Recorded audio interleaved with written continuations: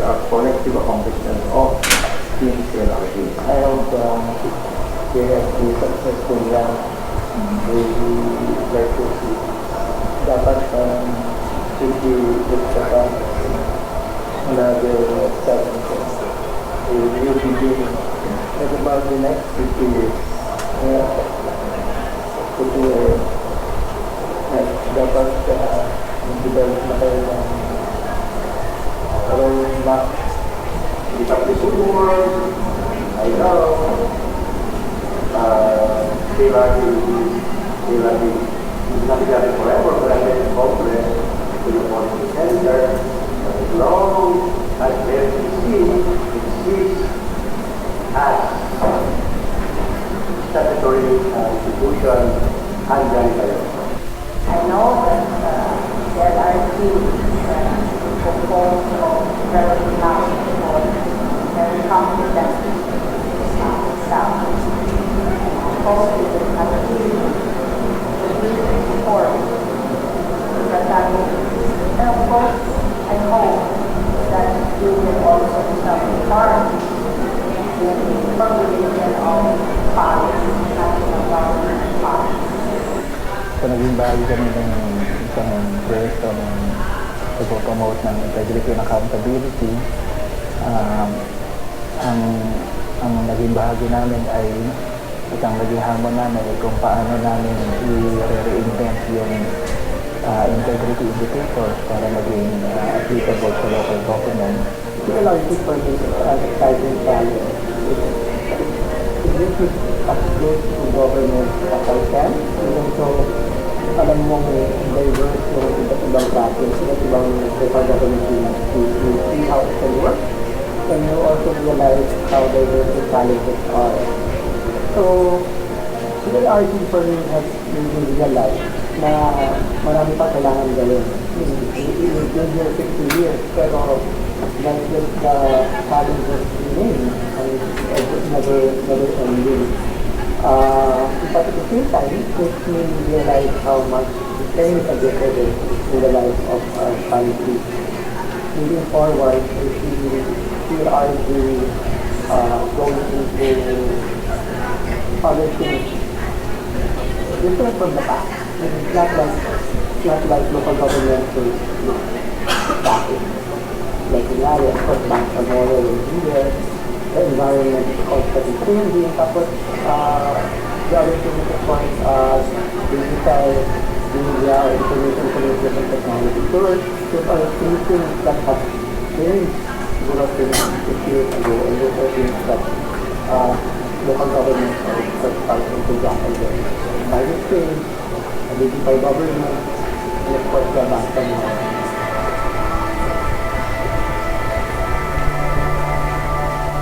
50 years of pioneering research, innovating solutions, And promoting autonomy. CLRG at 50.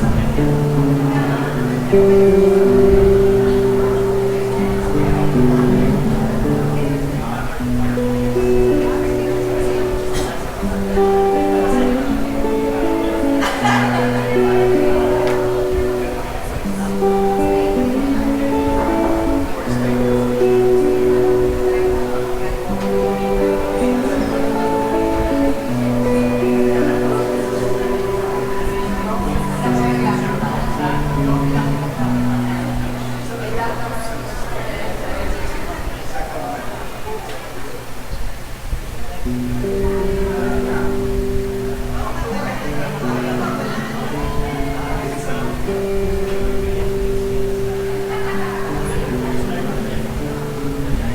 na nila sayang ipaglaban na Nung magsasahin sa'yo Ulit na mandilan Itukit ng pelas kaya Nang bumubulatin Sinunasan ko ang sugat ka Bakit kong lubain Ako na Kung magsisimula ako na Wala sa'yo gawa Ay na sumama ka Ibaba mo natin ang ating ikaw Kung magsisimula Wala sa'yo gawa Ay na sumama ka Ibaba mo natin ang ating ikaw Na bang mga bayan, tanong ito sa sarili, ang prinsipyo nga ba ay mura na lang nabibili ilang piraso ng papel na matungis at maruin. Minsan naman ilang kilong bigas na lang ang panghalisi. Huwag mong panghawakan ng mga sinasabi nila mga pangako sila inilat lamang sa bulaan. Kung hindi mo matanaw sa kanila ang pagpapago sa servisyo paraan tayo na ang magtatrabaho.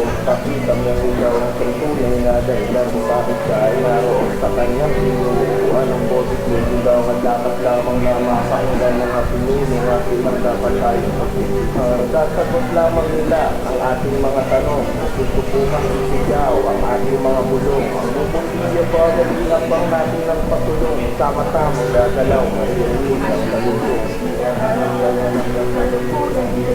Pagbukan pa wala ang baka wala tayo natin. Pagbukan wala ang pagpatlan ng pagbukan ng panahon tayo. Kailangan mo sinigay sa pagtapat ng ito.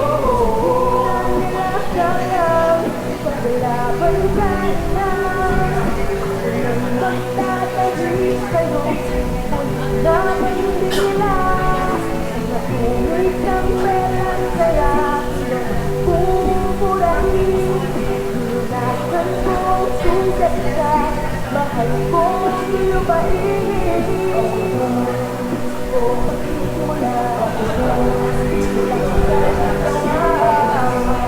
Ay na sumama ka Bago natin na natin sa una Kung magsisimula Wala na tayong gawa Ay na sumama ka Bago natin na natin sa Marami na ang pagkatalo, tama na ang pagkatalo. Ilang beses nang naloko at hindi ka pa natuto. Nasaan na ang progreso, nasaan ang pagbabago. Ay lahat na ay dito, ikaw na lang ang sigurado. Lumilipat ang taon, meron ka na bang nagawa lumulubog ang bayan mo? Meron ka bang ginagawa o umaasa ka na lamang na meron ang gagawa kung alam mo ang paraan kasi ikaw ang gumawa. Nakamit na nga ba natin ang kulang na kalayaan? Nagtagumpay nga ba tayo sa nakaraang higmaan? Pero bakit ka pa liligayatin? Huwag mong kilaya ng patuloy na paglaban ng lahat sa kahirapan. Pag nakita'y kamalian, huwag nang magbulag-bulagan. Mga galing at yahaman, huwag mong papayagan. Tunay na ngayon na meron pang mas malaking pagkakalitan. Muha ng kalaban ng sakilo lang sa babae. Ang yahanap ka nga ng kagalutunan. Kaibigan magbuhay sa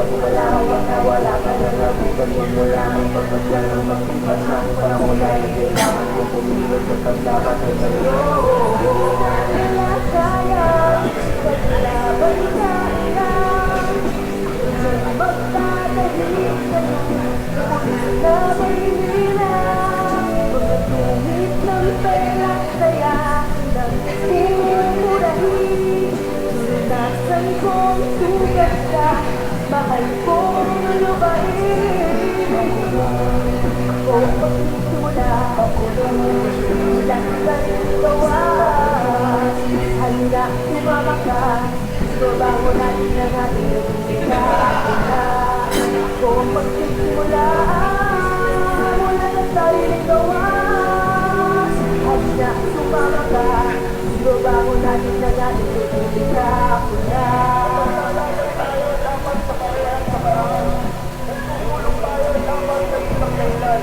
Tabayan tayo mula sa ulihan, walang ulahan, walang lahat, walang ulahan. Kapag nalalaman tayo lamang sa kanya sa karangan, at tutulong tayo lamang sa isang kanya. Tabayan tayo wala sa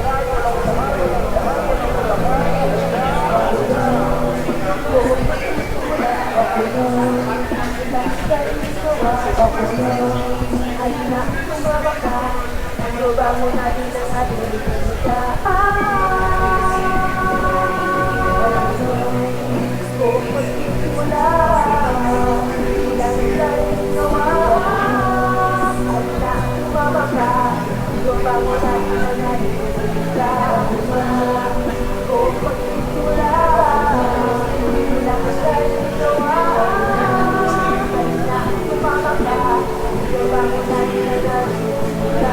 Hindi na nila kayang paglalaban sa ina. Kung magkakahit sa'yo, kung laban nila na.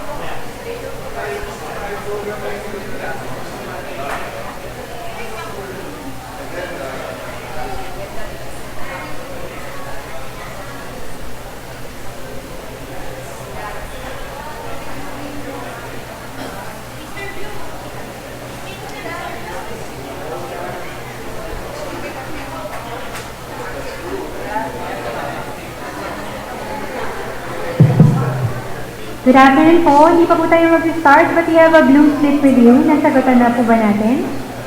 Please answer your blue slip and then we'll collect it. Because we'll be showing the results at the end of the event. So, kolektahin po namin, pasagutan lang po. May kung walang po sa likod yung mga wala. Doon po sa registration table, meron po silang blue slip. Please answer the blue slip. Thank you.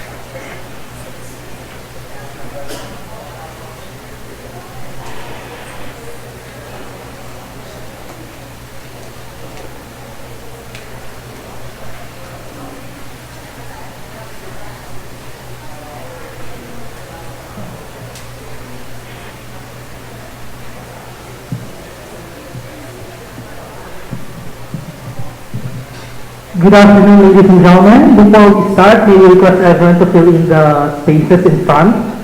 Imagine that we're on live TV and it's not good TV to have empty spaces in front. So may we request everyone to please fill in the spaces in front. Thank you.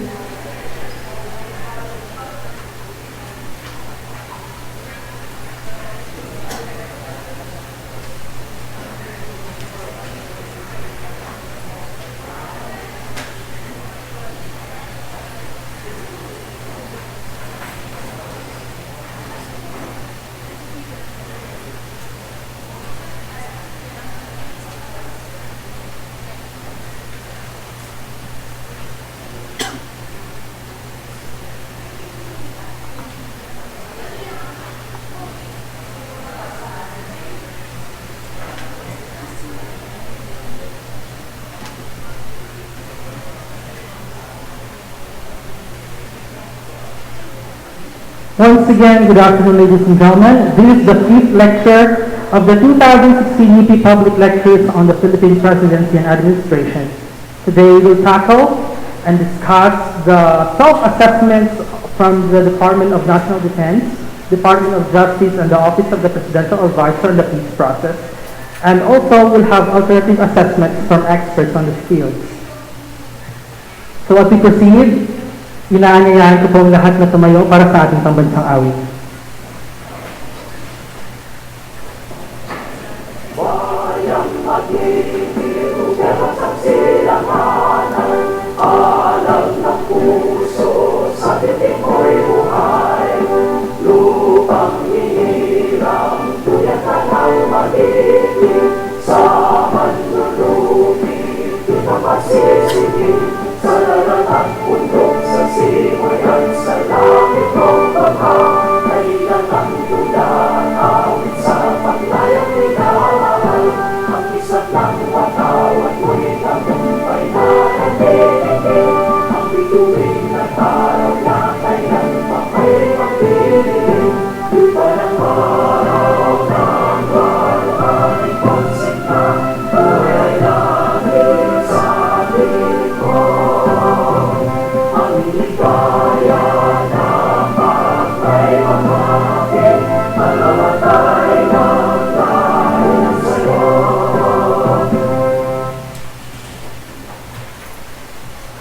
Maaari na po tayo po. And to officially welcome us to this event, may I call on the Director of the Center for Local and Regional Governance, Dr. Erwin A. Alampay.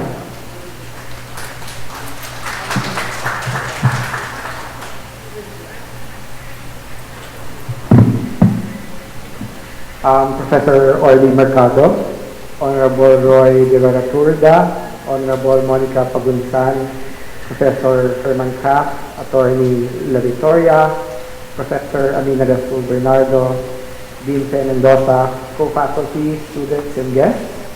Magpalayang hapon po sa ating lahat. In behalf of the National College of Public Administration and Governance, I would like to welcome you all to the UP Public Lectures on the Philippine Presidency and Administration. In the coming weeks, we will have an election, and soon thereafter, the administration of Benigno S. Aquino will end and transition to the next administration. But before that, our task this afternoon is to assess its performance so that we also know the challenges that need to be done as we move forward. Our cluster theme today is arguably one of the more eventful areas of debate with respect to how well this administration has performed. On justice, we have seen cases filed against the former president and the former chief of justice, and we also have, of course, the Napoles case and other high-profile cases. In defense, we have had the issue of China hanging over us, and more recently, internally, we continue to grapple with the Akusaya, aside from other emerging concerns with terrorism. And for peace, we all know of the Bangsa Basic Law and the unfortunate events of Mama Sapano. Some of these issues intertwine and are not that easy to unpack. So this afternoon provides us with an opportune time to reflect where we now stand with respect to these interrelated and difficult issues. For each administration, the pragmatic goal is always to leave the administration better than how you found it. So we invite you to critically listen throughout the next 4 hours and be the judge. How are we as a nation with respect to peace, justice, and security? Maraming salamat po, and again, welcome to the public lecture series. Thank you very much, Dr. Alampay, for the warm welcome and for outlining some of the very important issues under this security, peace, and justice cluster. Well, ano nga po ba ang UP Public Lectures on the Philippine Presidency and Administration? What is this all about? Let us hear from none other than the Dean of the National College of Public Administration and Governance, Dr. Maria Fe Villanueva Mendoza, to talk about this.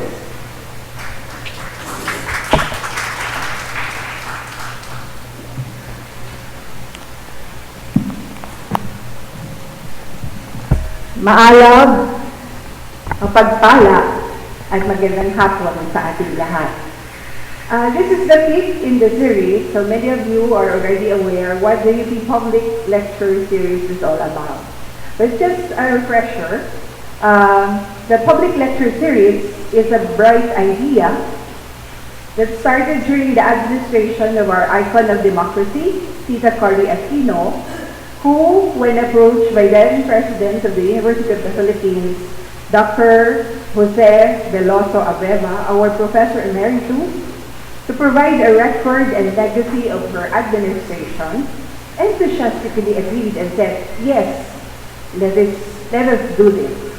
To her, the sitting president at that time, reporting to the nation what her administration has done or failed to do was the best manifestation of accountability to the public office that she was entrusted to lead and serve.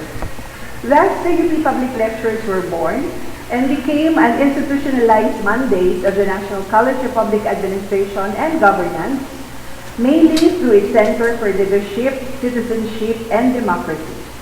It has become a tradition that at the end of the term of the President, an assessment of the policies, plans, and programs, performance, challenges and difficulties, gains and gaps, as well as recommendations to address lessons in governing and governance is done.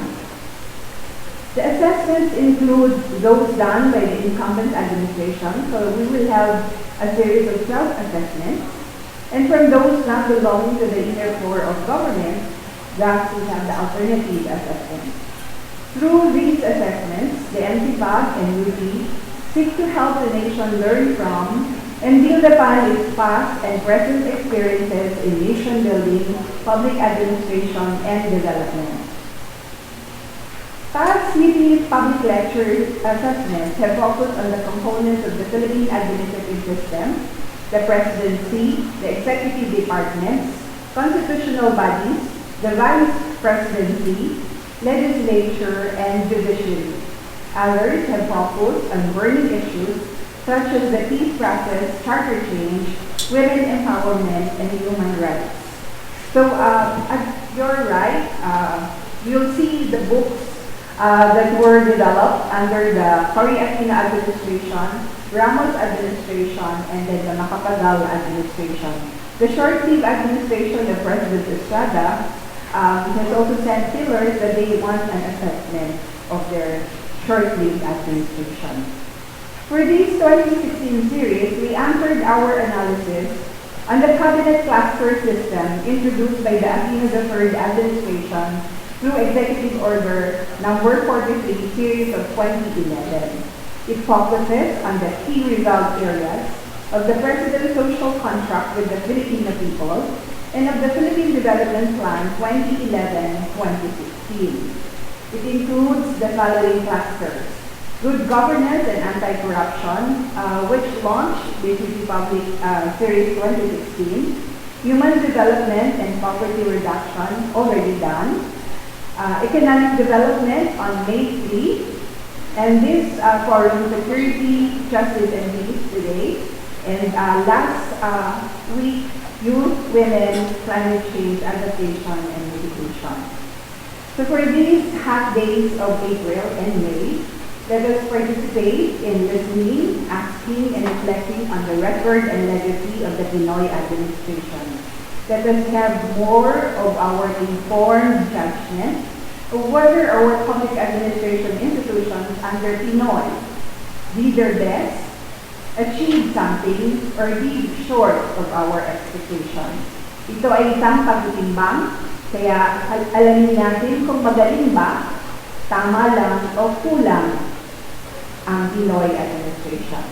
We thank our department secretaries and or their representatives for accepting the call for accountability and transparency and for being brave to stand before us and report their ulap para sa bayan. We also thank our alternative assessors from the academe, development organizations, and civil society organizations for being true to their calling as social critics with a heart for public service improvements. So without much ado, let us now begin the series for today. Let us sit back and be excited to an expected substantive rendering of our administrators and assessors on peace, justice, and security. Thank you at mabuhay po tayong lahat. Thank you very much, Dean Mendoza, for giving us a clear picture of what the 2016 UP Public Lectures is all about. So I think everyone's ready to listen to our assessors and alternative assessors at this juncture. But before that, I am pleased to introduce to you our moderator for this afternoon. He is Secretary General of the Eastern Regional Organization for Public Administration, or EROPA, an international organization based here in the PNCPAC. He is a former Senator of the Republic of the Philippines and a former Secretary of Defense.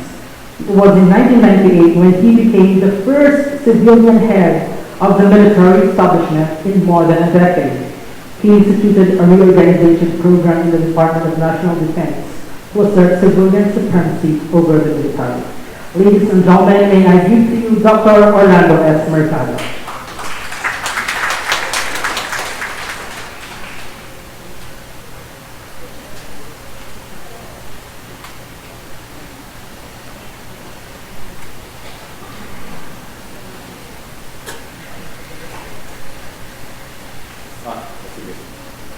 Good afternoon. Well, this is like a television show that has to be rather strict about time. You know, we in television sell air time. And by the way, the television stations are making a lot of money now.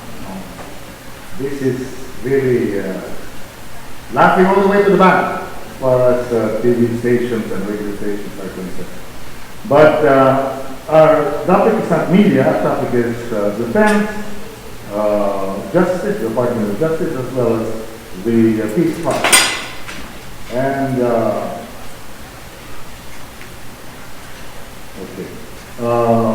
I would like to introduce first our guest who will tackle the subject matter of what the Department of National Defense has been able to do in the past 6 years. And to make a presentation is currently it's an official who is currently Assistant Secretary of the Department of National Defense, and throughout his career he was appointed to various supervisory positions: Deputy Chief of Staff for Plans and Programs, Chief of Staff of the AFP Modernization Office, Chief of Air Staff for Operations, Chief of Air Staff for Plans, Assistant Chief of the AFP Resource Management Office, Director for Air Force Safety Office, among others. And he was commander of various units: Western Command, Central Command, 2nd Air Division, 15th Strike Wing, when he was active in the military service. He plays a critical role in the DND now, and that's Assistant Secretary of the Department of Defense. And we would like to welcome Roy De Veratuga.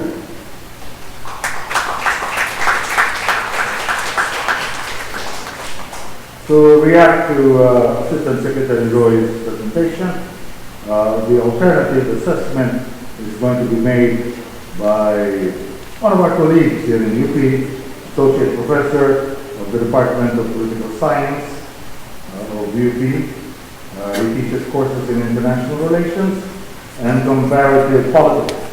He is currently or concurrently Associate Dean of the College of Social Sciences and Philosophy, and he has written papers on various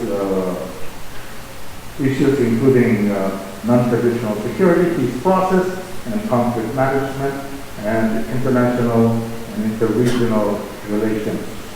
We would like to welcome Professor Herman Joseph Kraft. Okay, we start with the presentation of Assistant Secretary Roy.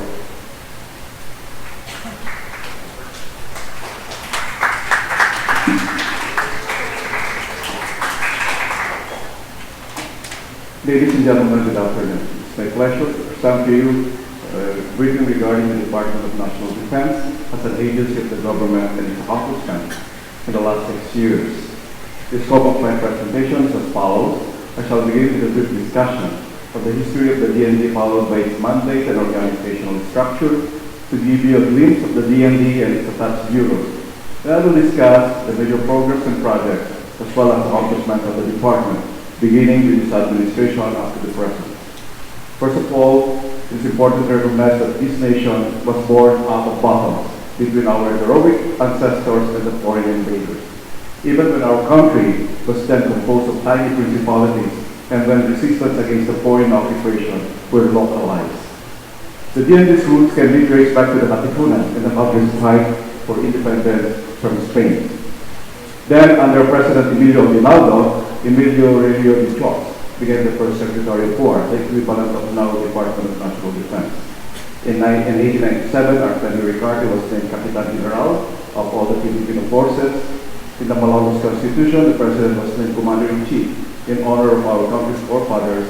The highest location is the Department of National Defense, and the general headquarters of the AP now bears the name of the country's first president.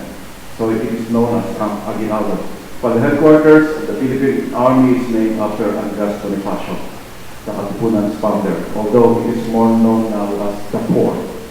In February 1899, the Filipino-American War broke out. It was in this chaotic period in Philippine history that Filipino gallantry was once again showcased by various Filipino wartime leaders like Antonio Luna, who was designated as the Capitan General. However, the Filipino forces eventually lost the war with America.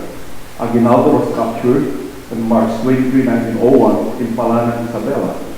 The war officially ended on April 16, 1902. Now, after decades of occupation, the Philippines was allowed to transition towards independence. The first law signed by the transitory government was the Commonwealth Act Number 1, or the National Defense Act of December 1935. These paved the way for the creation of the Department of National Defense. 4 years later, on November 1, 1939, through Executive Order Number 230 issued by President Manuel Luis Quezon, the Department of National Defense was charged with the duty of supervising the national defense and was charged with the duty of implementing the program of the country insofar as defense is concerned. And it was first headed by Theophilus Sison, an accomplished legislator from 1939 to 1941. Initially, it had executive supervision over the Philippine Army, the Bureau of Aeronautics, the Bureau of Coast and Geodetic Survey, and other critical institutions that are vital to national defense. At present, for Executive Order 292 issued in 1987 and as amended by EO 112 in 1999, the Department of National Defense is mandated to maximize its effectiveness for, number one, guarding against external and internal threats to national peace and security, promote the welfare of soldiers and veterans, and lastly, provide support for social and economic development. The department has 5 bureaus, namely the National Defense College of the Philippines, which trains and develops the skills and competence of defense and security leaders and conducts strategic and international studies. Another bureau is the Philippine Veterans Affairs Office, which delivers services and benefits to improve the general welfare of veterans and perpetuate the memory of their heroic deeds. Under the PIVAL is the Veterans Memorial Medical Center, which provides health care services to the veterans. Next is the Office of Civil Defense, which administers a comprehensive national civil defense and disaster risk reduction and management program to reduce the vulnerabilities and risks to hazards and manage the consequences of disasters. Another is the Government Arsenal, which develops, designs, and manufactures munitions for the military. And finally, the Armed Forces of the Philippines, which is constitutionally tasked to be the protector of the people and the state, and to secure its sovereignty and the integrity of national territory. Under the Armed Forces are the General Headquarters and major services, namely Philippine Army, Philippine Air Force, and the Philippine Navy. The Secretary of National Defense is the head of the DND and provides strategic direction to its bureaus. The current Secretary is Honorable Walter T. Casmin. Supporting him in his important tasks are 5 undersecretaries that advises on matters pertaining to their expertise and 5 assistant secretaries that carry out executive functions. Now, let me present to you the major programs of the department as well as its accomplishments. To start with the term of President Aquino, he emphasized that good governance shall be the defining principle of his administration, including the defense and military sector. The President also laid out the imperative for security sector reform as a pillar of his platform of good governance. At the national government level, 2 strategic documents serve as the anchor for the plans, programs, and engagements of the department. First is the National Security Policy of 2011-2016, and the second one is the Philippine Development Plan. The National Security Policy was issued to identify strategic priorities and determine courses of action to uphold safety and well-being of the people and achieve the enabling environment conducive for development.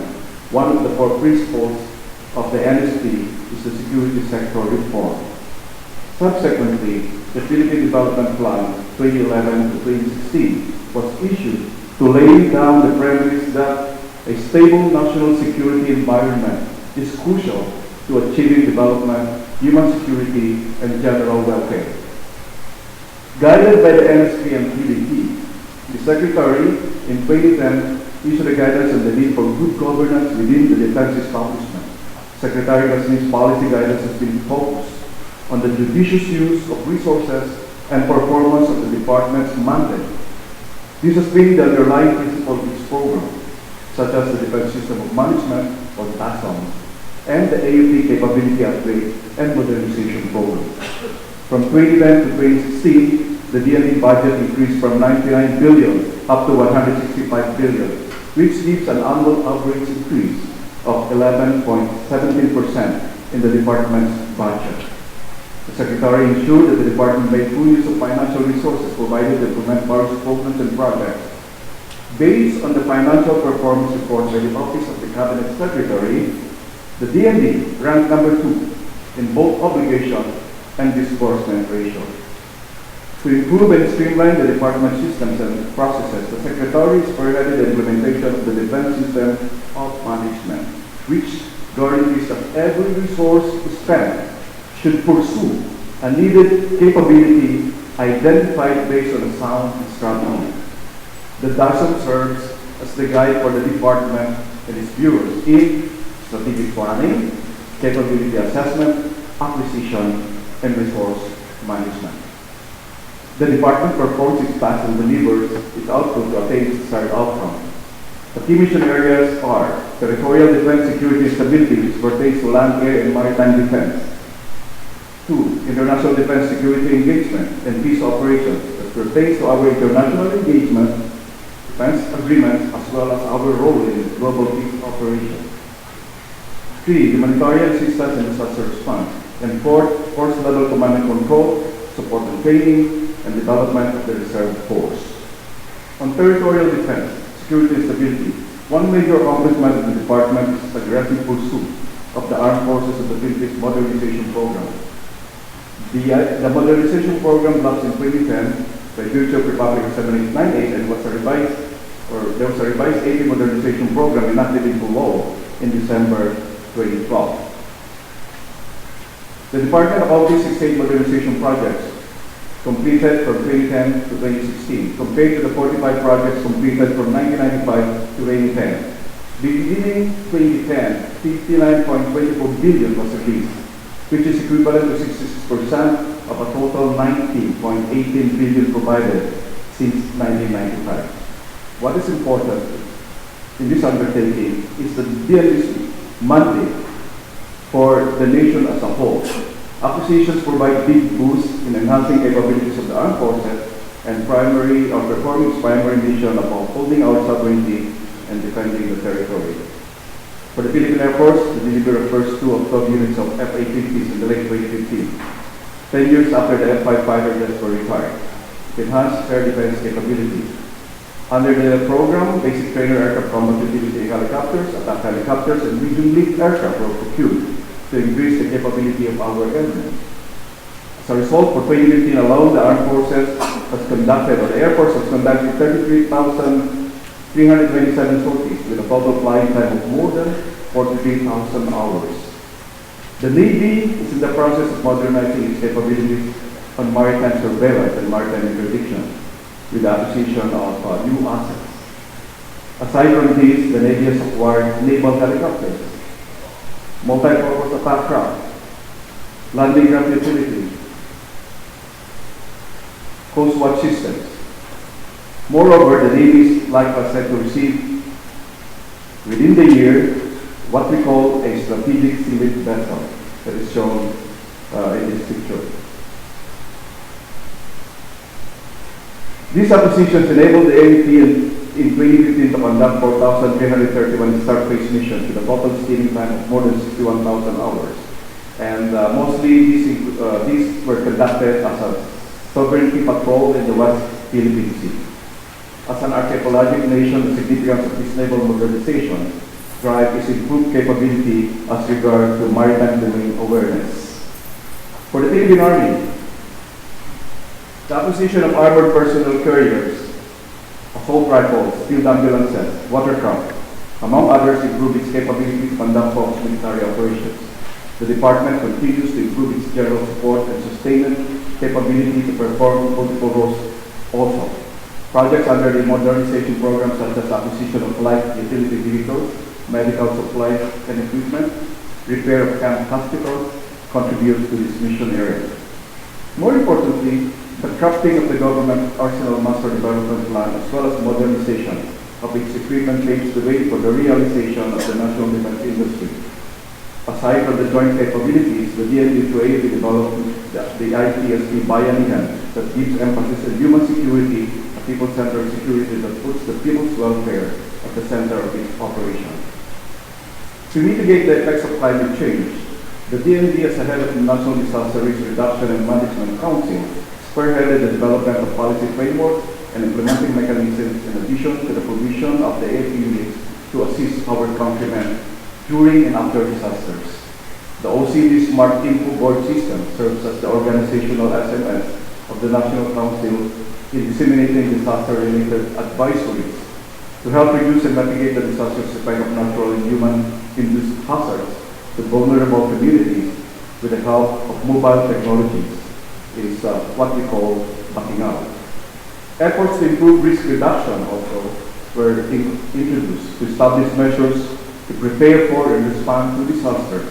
In particular, pre-disasters leave were institutionalized in 2014 and incorporated in the Sendai framework for disaster risk reduction. These provide for a shared governance between the government and other stakeholders, including the local government and private sector and civil society when it comes to disaster risk and mitigating its effect.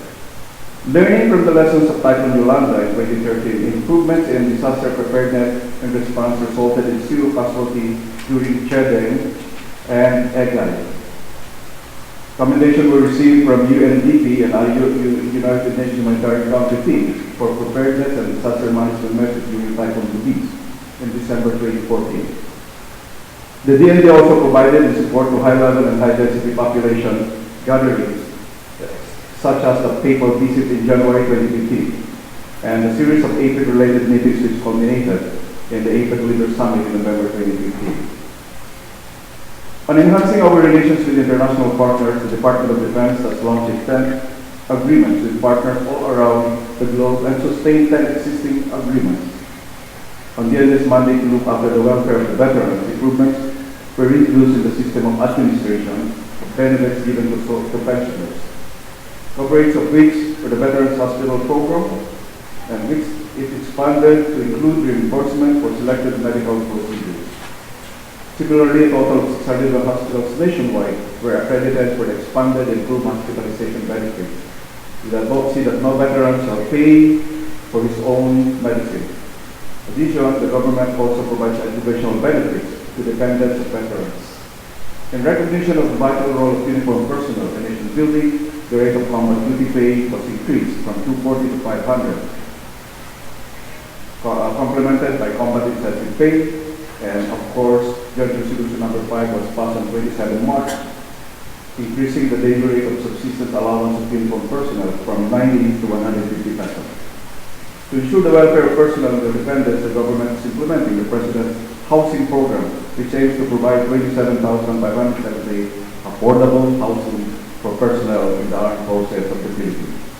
On personnel management, the DND adopted a strategic performance management system, the Civil Service Commission, to ensure better performance of all its personnel, in line with the trust of holding the confidence of defense and national leaders. The NBCP similarly implemented various policies to so the number of graduates doubled, and at the same time significantly improved the success rates of students taking the Master in National Security Administration program. The DND is also driven to mainstream gender and development. With its steadfast support, the Secretary steered the once male-dominated organization to a more gender-sensitive workplace. To promote and enhance public security performance, the department pursued the development of DND quality management systems towards ISO 9001-2008 certification. This initiative so far led to the certification of important processes in some of its units and bureaus. Shown in the chart is the schematic diagram of the Philippine Defense Reform. It is the strategic plan of the DND to continuously improve the organization and performance of its mission and roles. With this roadmap, the DND assures the Filipino people of its commitment of securing the nation, ensuring the welfare of the soldiers and veterans, and playing a vital role in the social and economic development. In a nutshell, the Department of National Defense for the last 6 years has enacted significant improvements to position itself to better accomplish its mandate and dutifully fulfill its role in serving the Filipino people. That ends my presentation. Thank you so much and good day to all.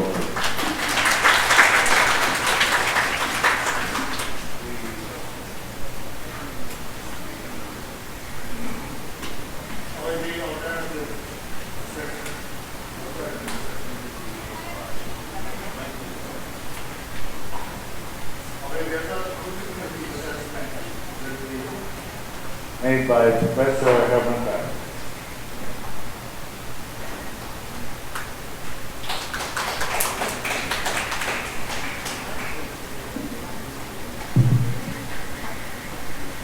I don't have a PowerPoint presentation since I'm not the one presenting anything. The alternative is really more of a reaction, so to speak, to what is actually presented and to what it is that we expect after the mission. I have 7 minutes to actually do this presentation, so I'll actually just limit myself to the key points. I think there's no doubt that much has actually been achieved by this administration as far as improvements in terms of defense management and the idea of defense security management in the country. In fact, one of the things that strikes me was when we had our last National Heroes Day. The parade was actually conducted. One of the professors at the CSSP asked me the day after, Herman, lumipad pa yung mga FA-50s doon sa parada. Sabi ko sa kanya, Sir, hindi ko alam kung nakita niyo sila doon sa parada mismo, pero narinig ko sila. In other words, it's the first time in several years, I think 10 years was what was mentioned, that we had planes that were hitting subsonic speeds, and so you could actually hear them. These are achievements that cannot actually be denied. In other words, the modernization program is well underway, and this can actually be brought back to, of course, certain things that the administration did from the very start. One of the things that has to be taken into consideration as an achievement of the administration is the introduction of the national security policy. Right? No administration in the past decades has actually introduced a document that outlines the security policy of a particular administration. Okay? The assumption has always been that the security policy of the country is something that's defined in the National Defense Act and one of these things. But clearly, the NSP is actually an achievement that is worth continuing, so to speak. Together with, of course, the idea of a Philippine development plan in tandem. These are documents that are actually important, that should actually guide an administration and the way we look at what an administration actually looks for. Okay? And so within the context of the NSP, the thing that was actually emphasized, and this was actually pointed out to us by Secretary Roy, was that the emphasis was on security sector reform. Right? And security sector reform is all about managing the security sector, the relationship between the civilian government as well and the uniformed services. The idea is to strengthen civilian control over the military, strengthening democracy in that context. Okay? So it's an internal thing. Okay? The idea is to make the military, the Department of National Defense, much more efficient in how it conducts its internal management systems. Okay? The problem, however, and this is where I get into the alternative aspect of the thing, is that because SSR and SSD is all about trying to actually engage the assets of the military in things that go beyond, no, in things that have to do with governance. No. It has become much more involved in so many things that we actually forget, no, the main core competence, no, that the military should actually, or that the defense system should actually emphasize. And that has to do, of course, no, much as we don't like it, no, is the idea of training our soldiers to be capable of that core competence that has to do with the use of violence in order to protect people, territory, and all the things that are actually mentioned. And this is where we have certain problems now. We talk about modernization, no? And if you notice in the slides, when we talked about modernization, what was emphasized was 2 FA-50s, right? That's not exactly going to strengthen our air capability over the short term. It's a first step, no, but it's taking quite long, and that has to do with questions of systems, right? Procurement, no, and all of those things. So it goes back to the governance issues that need to be emphasized. Now, if that is what the administration is trying to actually emphasize, then may pagkukulang pa rin doon sa efficiency, no, ng administration na yun. No? We talked about the idea of the Navy improving its capabilities. No? And yet, what we keep on hearing right now, when we look at newspapers, no, and reports, no, is just how much the Chinese have actually encroached now into our territory. No? With hardly any response, no, coming from the military. No? Pag kinausap mo yung military, sabihin nila, sir, nakaamba na kami, kaya lang yung policy ang nag-aano sa amin. No? Which basically means that, you know, the question of capability and policy don't seem to be leaping up, right? There's something that has to be clarified about these things. No? In fact, this goes back to the thing that I said was an achievement, the NSP. The National Security Policy came out, outlined, no, the goals and the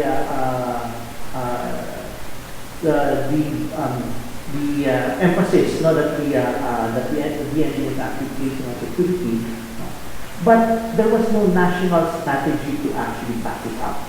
Right? In other words, how do we achieve this goal? No, you line up all of these things, but the question is, no, what are the things that need to be done? So there should have been a follow-up document, not to the NSP, something that basically tells us, no, step by step, what are the things that are needed to actually push forward these things.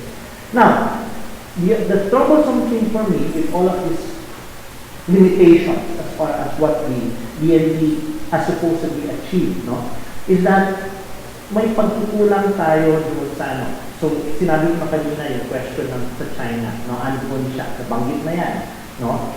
Kaya lang ang response natin dito, kasi nga ang bagal-bagal ng ating ano, ng ating mga ginagawa, no. Well, we strengthened our relationship with the United States. Is that something that we should be happy about? Well, if you think about it, no, what is increasing, what used to be something that dealt with, that was between the Philippines and China, is increasingly becoming something that has to do with the United States and China, right? So great power relations, and we're being sucked into it. We really want that kind of situation, no, facing us, right? So, in other words, no, what I would emphasize is this. No, there are achievements, and the achievements, no, it's not something that we should actually sneer at. Okay? But at the same time, no, there are still gaps as far as the goals, no, that have actually been stated, no, and the capabilities that have actually been developed in order to achieve those goals. And I think those are the things that we need to actually look into, how to actually fill up those gaps. Thank you.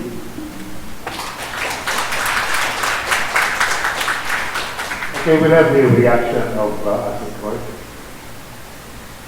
Thank you very much, and I really appreciate the reaction or assessment of Mr.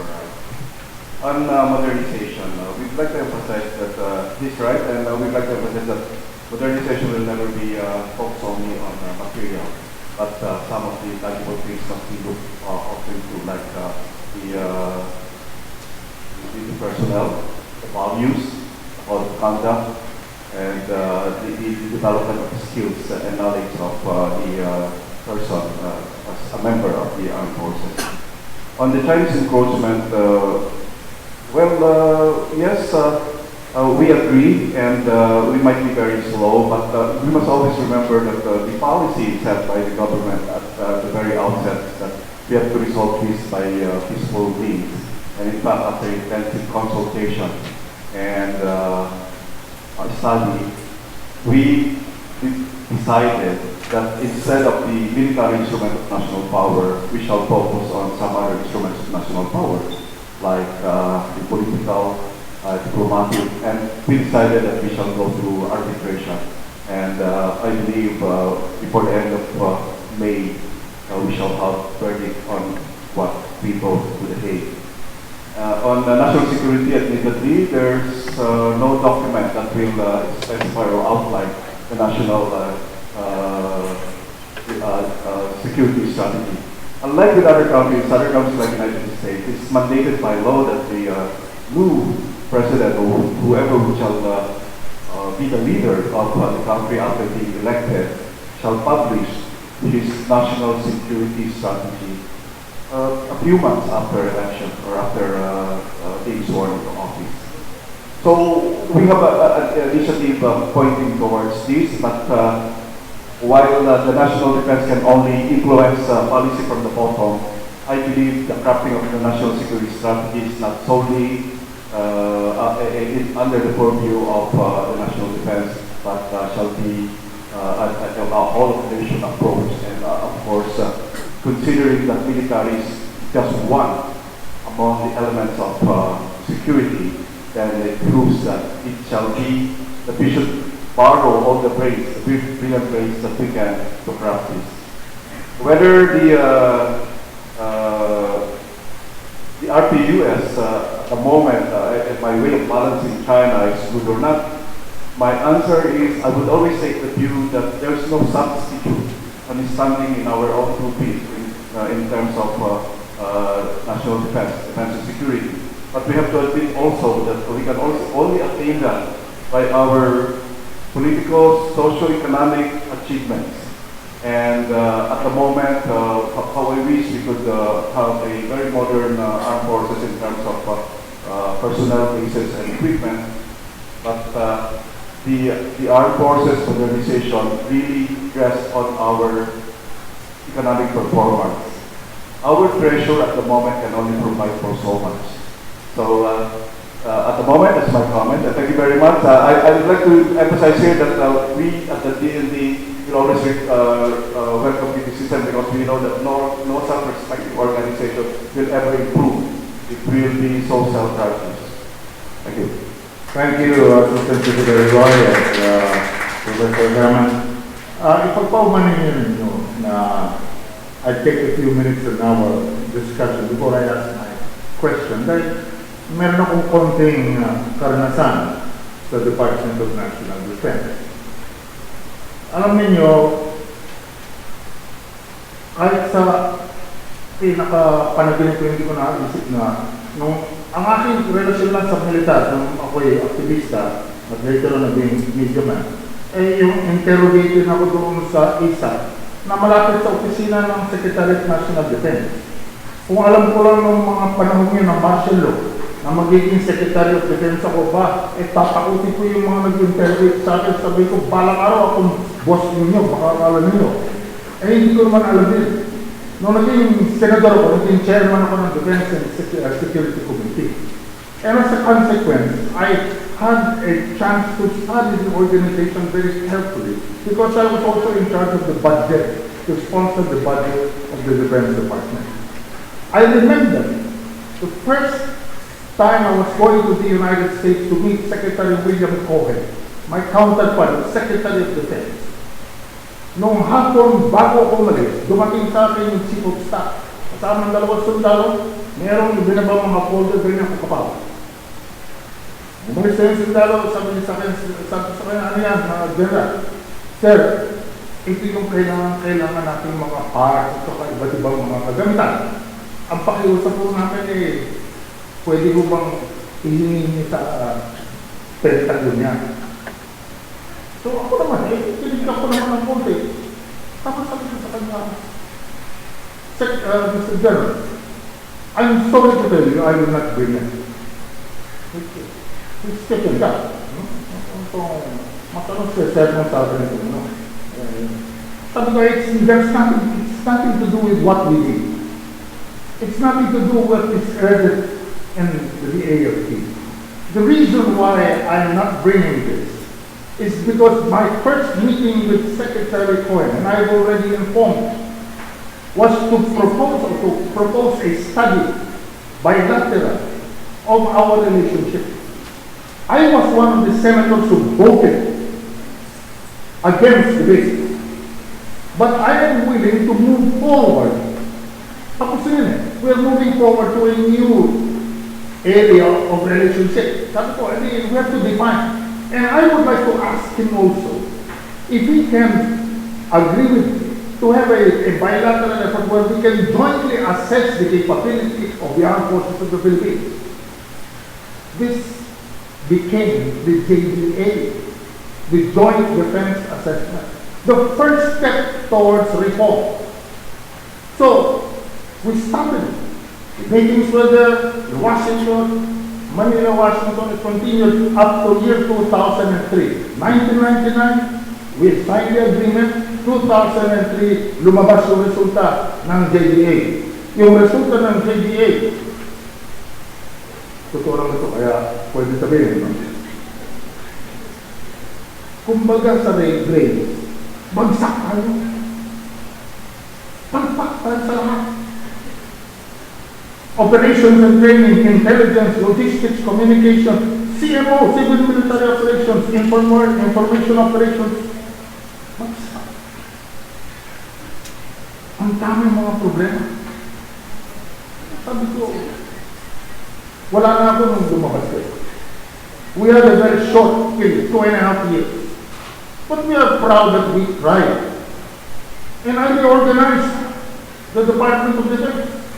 Now, I have nothing against military people heading or serving in the military in various capacities. But in the Department of Defense, the reason why you need a civilian leader is precisely because of the fact that civilian authority has to be accepted. Now, sabihin ko sa akin, dapat military, dahil military nakakakilala yan. Yes. I bring you back, I bring you back to social contract theory. Di ba? The social contract theory, we give up some of our rights. We organize a police force, a military force, buy him the guns, give him the bullets, but he doesn't decide how to use that. Why? Because you cannot argue against somebody who's holding the gun. They're not supposed. It's not that they're not capable. It's not that they are incompetent. Many of them can run things. And I was happy working with the military all through those years because I learned many things from the military. Yun ang importante. Kaya importante na, alam niya, lumabas yung JDA, ang sumunod niyan, ito na, PDR, Philippine Defense Reform. Ito ang bunga. Nasa website ka, di ba? Nasa website ka. Makikita niyo yung JDA, makikita niyo yung defense reform, maliwanag na maliwanag ka. Merong roadmap pa yan. Ano ang reform? Napaka-importante.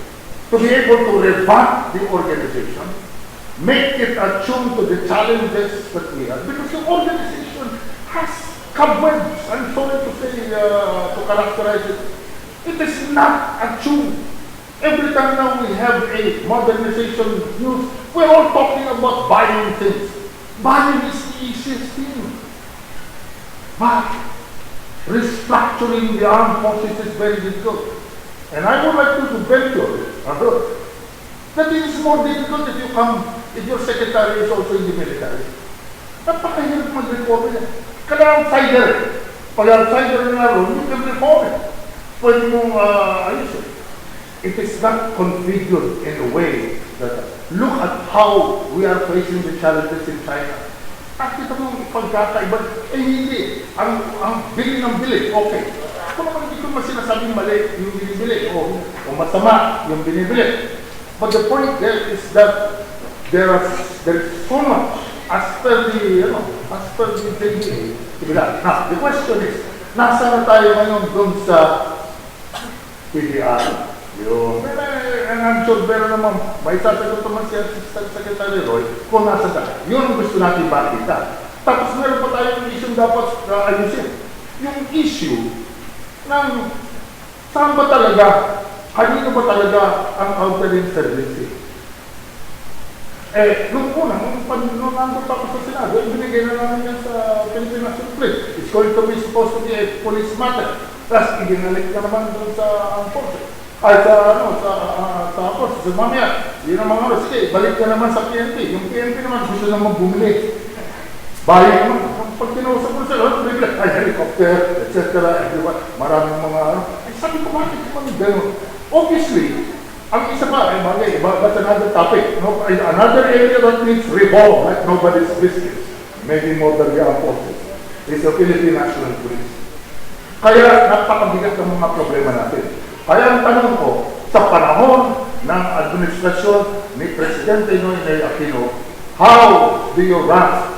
Where in the PDR review, ano ang na-accomplish nyo at ano ang hindi pa nagagawa at ano pa ang dapat gawin? Pasensya na kayo. Kasi sa akin, restructuring needs passion.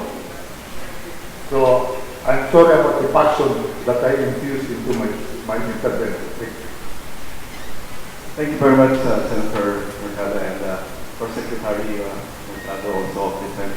On the JPA, it was really a very important document. It was produced under your stint as Secretary. And going back further, when you were a senator, and during our hearings, I was then, I would say, a young officer in the armed forces. And I saw you, and I'm a witness to how you spearheaded the passing of the first modernization law, considering not only the procurement of material things, but on how to improve the armed forces in terms of the software, or instituting what we shall call the democratic control of the armed forces. On the issue whether the JDA was very useful, of course it is, and it was used to come up with hundreds of projects for the defense reform program. I would like to inform everybody that the Office of the Defense Reform will be closing anytime this year, and it will be redesignated into Office of Strategic Management. And out of the hundreds of projects we initiated, we're closing, I believe, except for 3, we're closing everything because we have already accomplished the task. On the effects of this, of course, it will be long-term. It's not immediate. On the 3 projects that are still remaining in our shop, number 1 is the transformation roadmap of the armed forces of the Philippines. Second is the Philippine defense reform, or the transformation roadmap of the Department of National Defense. And the last project is how to conduct the assessment of all these things that have transpired. And in as much as we consider these reforms not as a ceiling, but as the floor, it means that the seed that has been planted a long time ago will continue to grow, and we have to improve some more, discuss some more, come up with some other innovations of project. And on the security sector reform, become the real armed forces as an instrument of policy of the Commander-in-Chief and the government of the Philippines that all Filipinos can be proud of. So we recognize that. It started with the planting of the seed during the JPA under your incumbency as the Secretary. But prior to that, your handling of the first modernization program helped a lot. And of course, I don't want to claim that everything has been done, because I'd like to admit that so many things must be done still. And we promise, with what the Secretary of Defense has accomplished, that the direction is always on how to improve and deliver the mandate of us by the Constitution and the Filipino people?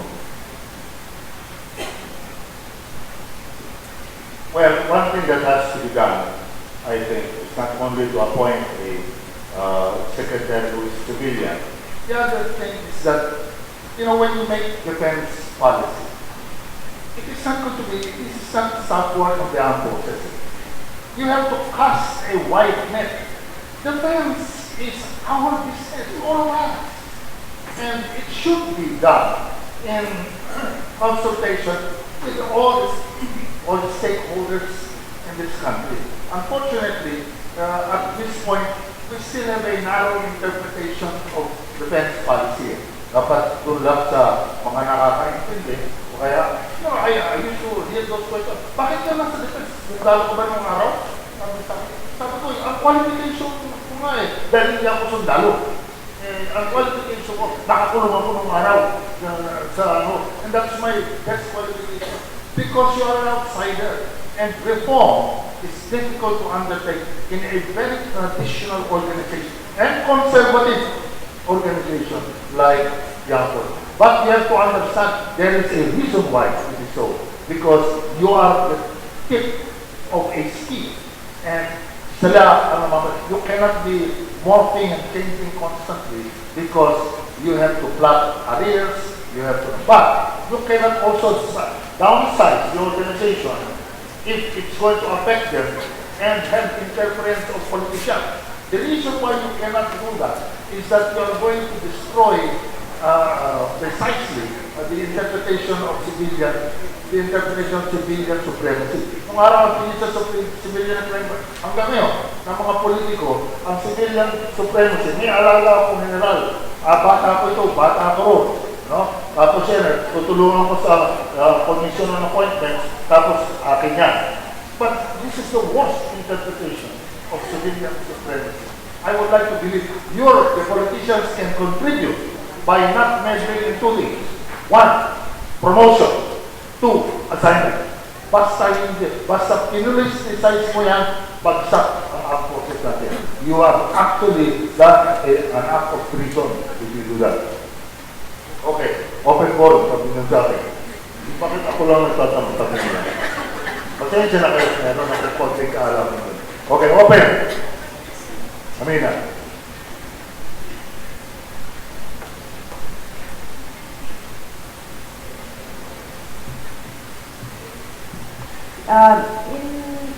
In terms of assessment, this is something that USEC and I have had discussions about.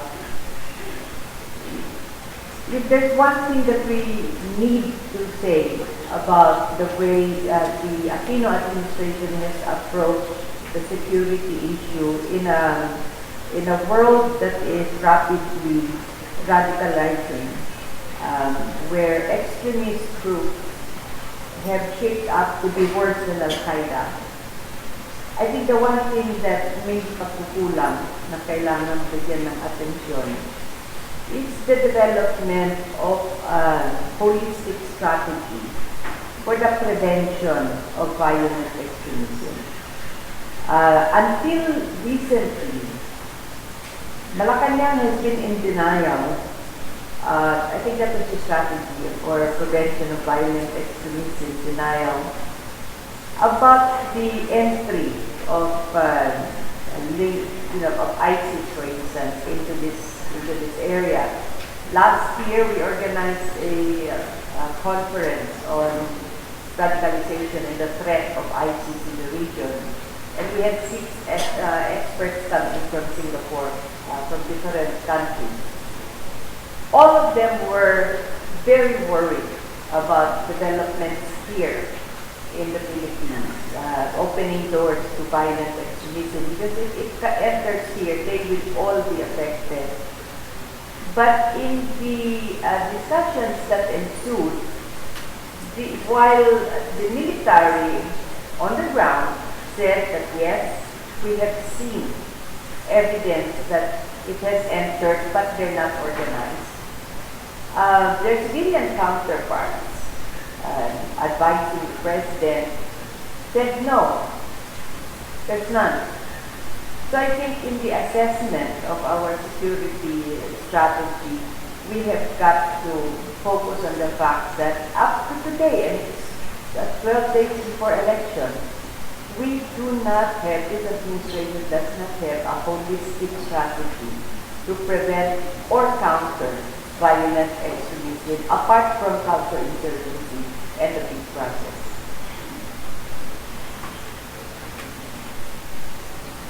Thank you very much, Madam Silverland, for this very candid remarks. Admittedly, there is no official pronouncement that ICS is already there. Our assessment is that while it's not there as an organizer providing command and control, but most probably there are groups that are already inspired because of the physical evidence on the ground. On the issue of whether they have a control or command over these groups coming from outside the country, there is no evidence yet of that. But actually, the influence is present all over the world. We have sample of that in Brussels, in France, in the United States. And therefore, in my view, I'll take the view that under that particular circumstances and the evidence that's so far gathered, that it could be. But officially, there is none yet. And it should not come from the Department of National Defense. On the issue of a holistic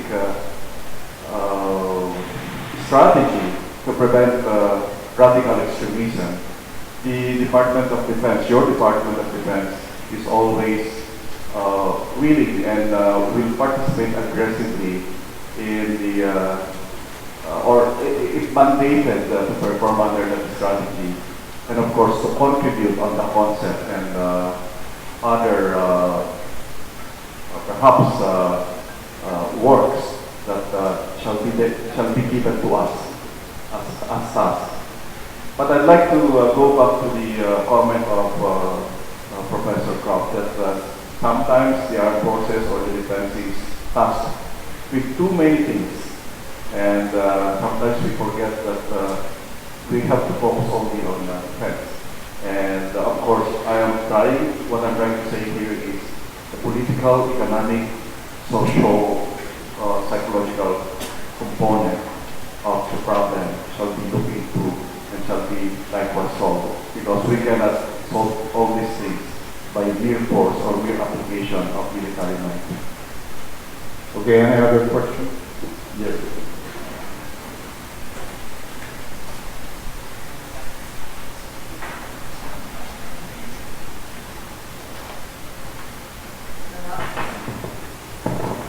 Hello.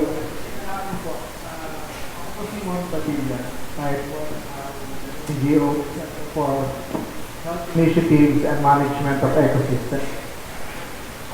Dalawa po, isang comment sa isang question. Yung comment ko ay nasama yun po si Secretary. Former Secretary Orlando Mercado na defense natin ay hindi lang po prerogative ng Defense Department para gumawa ng plano. That's why when I was looking at the report po sir, ang iniisip ko kasi may JDA I did some rapid internet surfing kagabi. JDA, PGR, the National Security Program o Policy. Sana hindi ako masagot na ito ay confidential o kaya national security. No, yung mga sagot na hinahanap ko na sagot kasi una, ano po ba yung naging baseline ninyo nung pumasok kayo nung panahon ni Presidente Aquino? Saan kayo nagsisimula at ano yung pinanggagalingan ninyo? Tapos nagkaroon po ba kayo ng isang masusing pagpaplano, strategy, target, objectives, indicators, kung ano lang ang kaya nyo i-achieve o dapat nyo ma-achieve from 2010 up to 2016. And then, of course, ang alam ko, part din po ako ng isang planning, no? Nag-development planning din po ako. meron ako nakitang roadmap. So how are these converge and synergize dun po sa question ko? Kasi maraming plano, maraming numbers, pero hindi ko makita yung developmental progress ng pag-achieve nitong SDA, TDR, yung roadmap hanggang ngayon. Kasi ang binibigyan nga lang kami, puro numero ng 2 pumasok na bagong. So, tapos yung sinasabi nga natin, isang pinakamalaking natin, matagal na po yung ating Abu Sayyaf sa South. Kaya nga meron tayong visiting forces agreement. I think that was one of the triggers bakit tayo may DFA. Pero tagal na po nilang nabibisit sa atin. So, yung specific na gano'n, hindi namin ako personally, hindi po makita. By the way, naging company sergeant po ako ng ROTC ko. Tapos naging reserve officer. At meron po akong tito na naging chief of staff ng Philippine Army. Salamat po. Salamat po. At doon sa tanong na ito ba'y sikreto o hindi, open po lahat itong mga informasyon na ito at inyong makikita sa website ng Defense or the Armed Forces. Doon naman sa transformation roadmap ay meron pong mga milestones and indicators na sinusunod po at hindi po ito puro pag-iisip lamang ng mga nakatalaga sa inyong sandatahang lakas. Napakarami pong brains na we borrowed or requested to participate on this. In fact, very instrumental po ang civilian sector. Doon po sa puna ninyo na sinabi na rin ni Secretary Mercado na dapat ay civilian ang mamumuno. Wala po naman kaming objection doon sapagkat kung titignan po ninyo yung mga namuno, yung mga litrato pong nakalagay doon sa lobby ng National Defense, ay marami-rami rin naman ang mga dati ng civilian. Siguro ay nagsimula po ang tradition na paglalagay ng Secretary of War kasi yung ating model ay yung pong revolusyon at saka yung pong armed forces na ibang bansa kagaya ng US. Initially po yung mga Secretary of War nila ay nagagaling sa armed forces. Pero kami po, naniniwala na kung sino ang may kakayahan, civilian ay pwede po siyang maging secretary.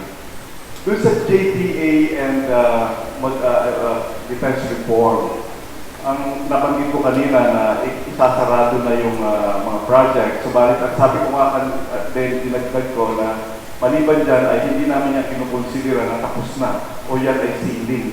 Ang tingin po namin dyan ay yan ay sahig pa lang. At marami pa tayong dapat na gawain at lalagyan natin yan ng dingding at kung ano pang pangangailangan upang maging magandang struktura. Yung pong modernization ay hindi lamang material sapagkat ang mas mahalaga rito yung mga intangibles po, yung mga non-material component, yung pagpapahalaga ng values ng isang kawal, yung pag-training sa kanya na pagiging kanina, pagsak tayong lahat mula sa training hanggang sa kung ano-ano mga bagay. Dapat po ay may ipasa natin yun. Ako po ay naniniwala na tignan niyo pong mabuti ang inyong sandatahang lakas sapagkat ang sandatahang lakas or the Department of Defense ay nagsisilbi sa Constitution na para sa mamamayan at wala nang iba para sa bansa natin at mamamayan. Kung sino ang bansa, kayo po yun, ang mamamayan natin ay kayo. Tignan niyo po lagi, tignan niyo po na ninyo. At ang pagpuna naman po ay pwede natin sabihin sa pinakamataas na pwesto ng liderato at ipadala doon at yan po ay bababa sa amin kung sino pang kung ano pa ang dapat na baguhin upang makamit natin ang talagang totoong definition ng defense at saka ng armed forces of the Philippines na gustong ipatupad ng mamamayan. Salamat po rin sa pagsisilbi sa reserve force. Sa ibang bansa po, lahat ng mamamayan ay nasa reserve force sapagkat lahat ng mamamayan ay may tungkulin na ipagtanggol ang kanilang bansa. At sana may mga nakikinig dito mga kabataan ay inihikayat ko kayo na magsilbi kayo sa Defense Department bilang isang civilian or bilang isang kawal, kayo po ay always welcome. Kung hindi ko po masasagot lahat at marami yung tanong, maaaring iiwanan po namin ang aming address dito. Meron po akong mga kasama. Kung nais yung magsaliksik ay may bibigay po namin ang mga hinihingi pa ninyong mga information na patungkol sa Department of National Defense. Okay, palakpakan natin si Troy at si Professor Herman. At sa pagkakataon ito, tatawagin ko ang ating dekano, Dean Pre, and Dr. Alampay to hand the token of appreciation to our guests.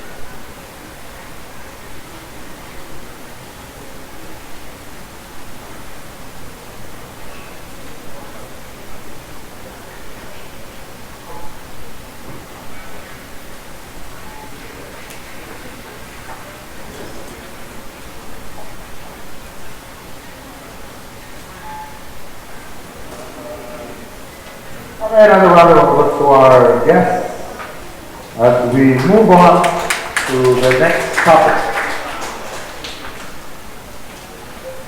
Our next topic will be the Department of Justice. And we like to call commercial break muna tayo. Oh,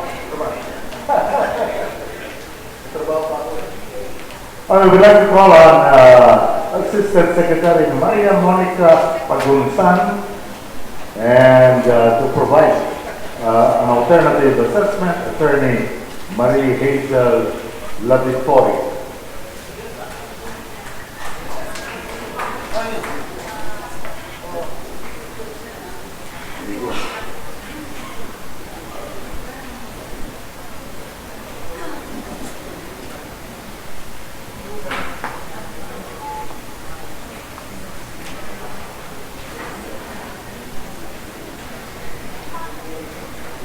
Assistant Secretary Pagunsan is ASEC for Planning and Management Service of the Department of Justice. Okay. She is responsible for the supervision of organization of strategic planning, management, and ICT programs of the department, and their project, program, and policy development. She coordinates with internal and external stakeholders for the effective and efficient implementation of department and intra-agency programs and projects. Palakpakan natin siya. Ang magbibigay ng alternative assessments is Executive Director of the Centro ng Alternatibong Lingap Panligan o Saligan. It is a legal resource non-government organization doing developmental legal work with women, farmers, workers, and urban poor, the indigenous peoples, as well as local communities. She has been active in civil society work as evidenced by her experience as women sector representative to the Naga City People's Council and currently NGO representative to the same organization, Marie Hazel Lavitori. Okay, the first call on ASEC Pagunsan.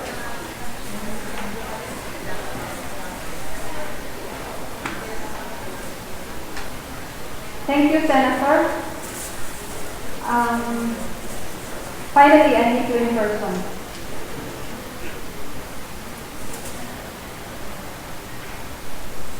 Good afternoon, everybody. Thank you for giving us, in the Department of Justice, this opportunity to share with you our accomplishments for the last 6 years. It is indeed a challenge to encapsulate the department's 6-year accomplishments in a matter of 12 minutes, but I will do my best.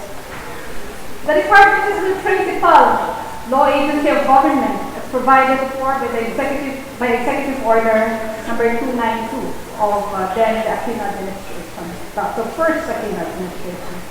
The DOJ exercises authority over 10 agencies. So those are the agencies. We have the National Bureau of Investigation, the Bureau of Immigration, the National Prosecution, Bureau of Corrections, Board of Pardons and Parole, Parole and Probation Administration, and the Office of the Solicitor, Office of the Government Corporate Counsel, and the PCCG. Okay, my report will focus on the 2011-2016 Department of Justice Development Plan, which also echoes the Department's commitments to chapters 7 and 8 of the 2011 to 2016 Philippine Development Plan on the good governance and rule of law and peace, justice, and security to limit the scope of my discussion. Thus, allow me to present to you the 4 key strategic areas that the Department has outlined for the last 6 years. 1, we have good governance in the system. 2, we would like to enhance detection and investigation of crimes, offenses, and prosecution and rehabilitation of offenders.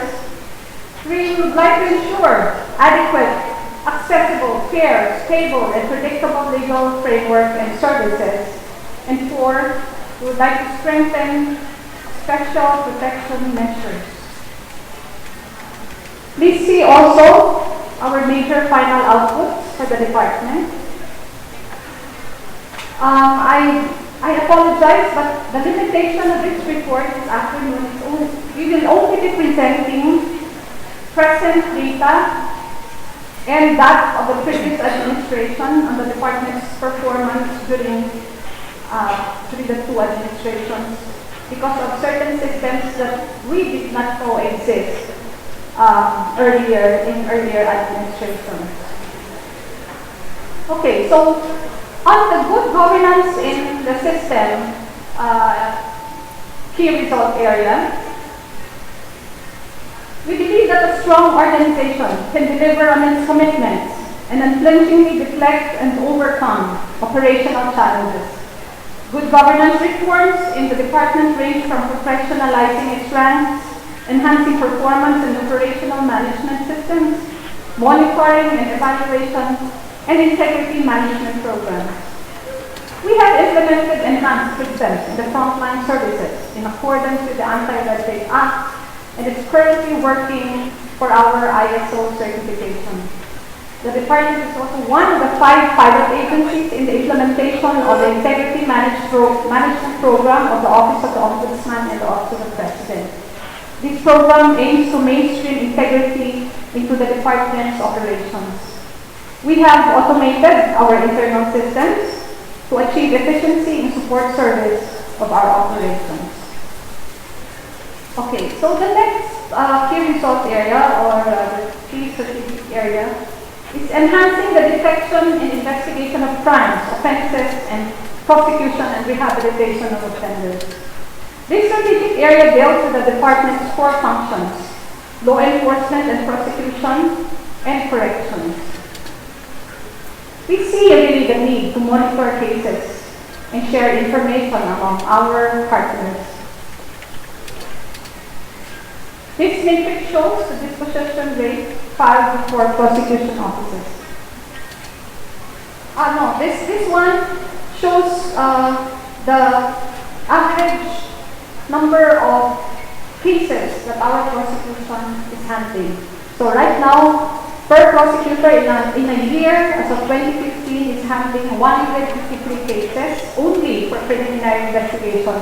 That does not include cases being handled during trial. Court cases range, criminal cases range around 800,000 criminal cases. And you can just imagine the load also the prosecutors who handle both trial and preliminary investigation. Okay. So This is the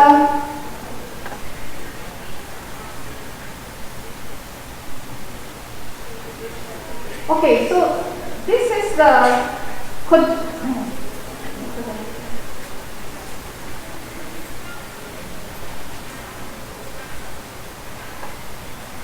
okay, so this is the annual caseload and the resolution of preliminary investigations on the National Prosecution Service. And you can see that the blue mark is that of the Royal Administration, and the yellow pertains to the present administration. It was during the Royal Administration that the department was able to institute a stable reporting system that consolidates information from the 230 prosecutions we have nationwide. There have been efforts in the past, especially during the Aquino and Ramos administrations, to establish a performance monitoring system, but it was only through periodic required reports that the department was able to gather information. During the Aquino administration, efforts to enhance the system was done through the automation of information systems as well as information exchange, development of which has been started. We stress a good monitoring and reporting system for evidence-based policy and program development, as all of us here know, which is very important.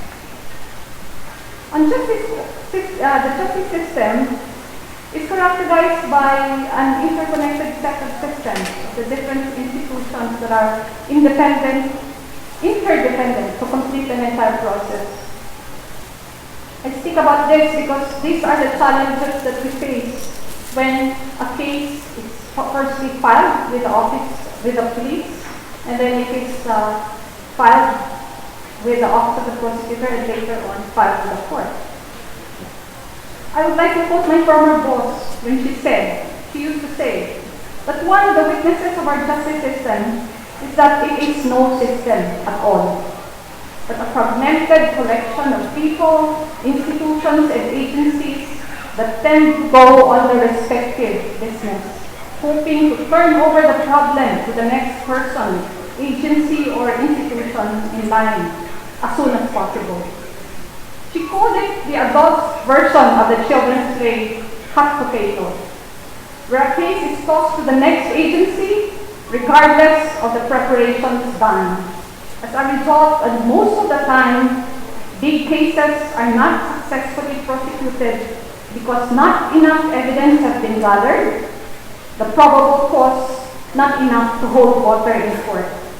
And that brings about the failure of systems and the failure of institutions, justice institutions, in bringing about justice that the Philippine society so deserves.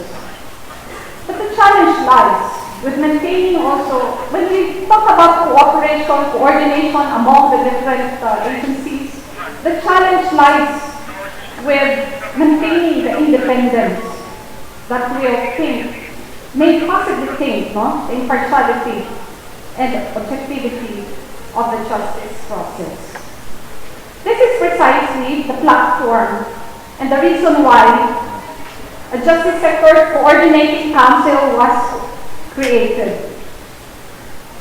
The JSCC was first established under the Arroyo administration for the purpose of creating a forum to discuss common issues and programs that will improve the administration of justice.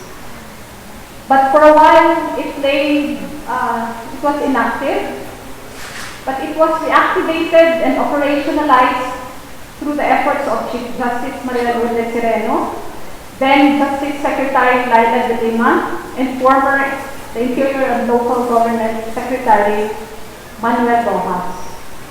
Mindful of this issue, the JSCC is addressing cost-cutting problems, concerns, through the establishment of justice zones. QC is a justice zone already. Coming up with a harmonized correction system, and I see one of our consultants here, Dr. Raymond Nara, and a justice-wide performance framework that employs harmonized performance indicators reflective of how the justice process works. On the case strategic area of ensuring adequate, accessible, fair, stable, and predictable legal framework and services, one of the criminal justice reforms is leaning towards working together in a common system and opening up the opportunity to implement a justice sector reform framework where agencies and institutions work in clusters, to emphasize the need for coordination and collaboration. These clusters are the law enforcement, judiciary, and corrections. In the past, designating the different pillars create an impression of fragmentation among the criminal justice institutions. So before we use, our working functional strategy clustering right now, we no longer employ the pillars, the criminal justice pillars, but we refer now to our criminal justice clusters.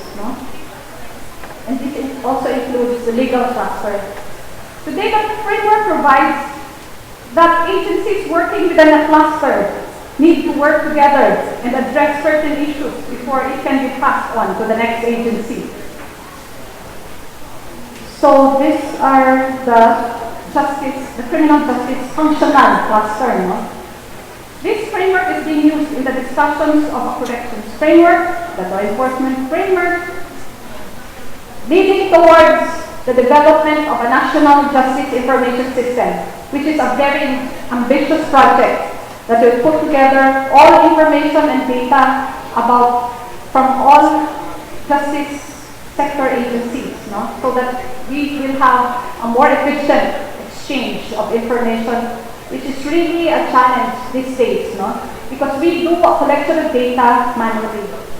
The passage of the ADR law in 2004 was implemented in 2009 when the DOJ issued the implementing rules and regulations, which started the operations of the Office of Alternative Dispute Resolution, giving the people alternative means of settling disputes can help heal wounds of retribution and give them the chance to resolve their differences in a peaceful manner. ADR is one strategy identified to address also the high backlogs in both the prosecution and court dockets. We need not go to court. We need not go kill people in court for us to be able to achieve justice for any wrong done to us. But of course, that's only for certain cases. It does not hold to all cases. Okay, there's a need to reform corrections. The Aquino administration has been promoting social justice in all phases of national development, including the promotion of restorative justice as a means to address the problems confronting the criminal justice system, such as protracted trials, prolonged resolution of cases, inability to post bail bond, congestion in jails, and expand access to justice. In 2012, the Recognizance Act was enacted, which institutionalized recognizance as a mode of granting the release of an indicted person in custody as an accused in a criminal case. In such case, the court, with the case of such person has been filed, shall allow the release of the accused and recognizance to the custody of a qualified member of the barangay, city, or municipality where the accused resides. Also, in addressing prison congestion, President Aquino signed into law amending Article 97 of the revised penal code, or the allowance for good conduct of an inmate. Under the said law, inmates with good character are entitled to deduction from the period of sentence, and that will also help him in his rehabilitation. On safekeeping and rehabilitation of prisoners, the Bureau of Corrections is currently addressing issues of illegal drugs, high-powered arms, and other illegal equipment inside the National Penitentiary. Officials attribute such security breach to the former administration. Again, I don't wish to go into a blaming game here, which was left unchecked. We talk about VIP treatment and corrupt practices by prison officials and personnel. Violent deaths within prison have been reported. Prison congestion continues to increase due to the failure to provide additional infrastructure to the increasing number of convicts. All of this reflects a correction system that needs reformation and the need for a comprehensive program to address criminality. This administration fortunately also saw the passage of the law strengthening the Bureau of Corrections in implementing this program. But here is the phenomenon. When law enforcement begins, time's up. So do I continue? I'll wrap up. Okay. So really, when law enforcement begins to be efficient and start to hail criminals in court, the judicial system needs to be prepared to accommodate the increased number of cases. The judiciary needs to put in more judges, the prosecutors need to put in more prosecutors. And as convictions also increase, we talk about efficiency, we need to build more prison facilities. And then also think of other mechanisms that will help rehabilitate our prisoners. Okay, so I was just about to talk to you about other programs of the department, the emerging the crimes and the criminal laws on cybercrime also, you've heard of that, and the free legal assistance, and the special protection measures for women and children and for other vulnerable sectors of society. But maybe that can be touched later on when we start to discuss. But in closing, the Department of Justice, the vanguard of rights of the people, will continue to dispose of its mandate of upholding the rule of law. Whatever humble accomplishments may have been achieved during the Athena administration, they are the fruits of the labor of committed and passionate public servants intent on raising the bar of public service. I also have certain statistics here on trafficking, which are the priority cases of this administration. Trafficking, extrajudicial killings, what else?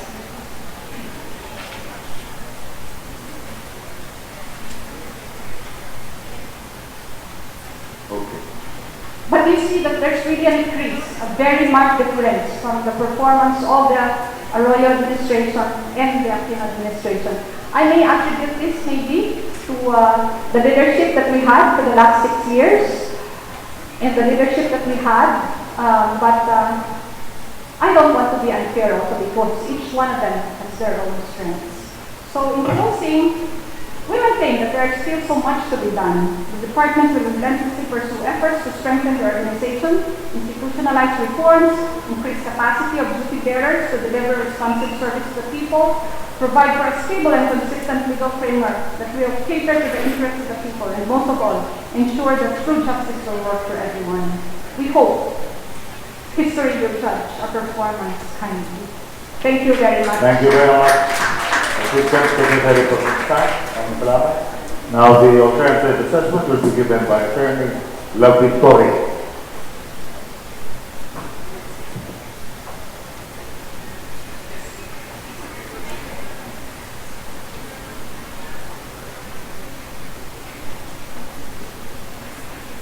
Magandang hapon po sa ating lahat.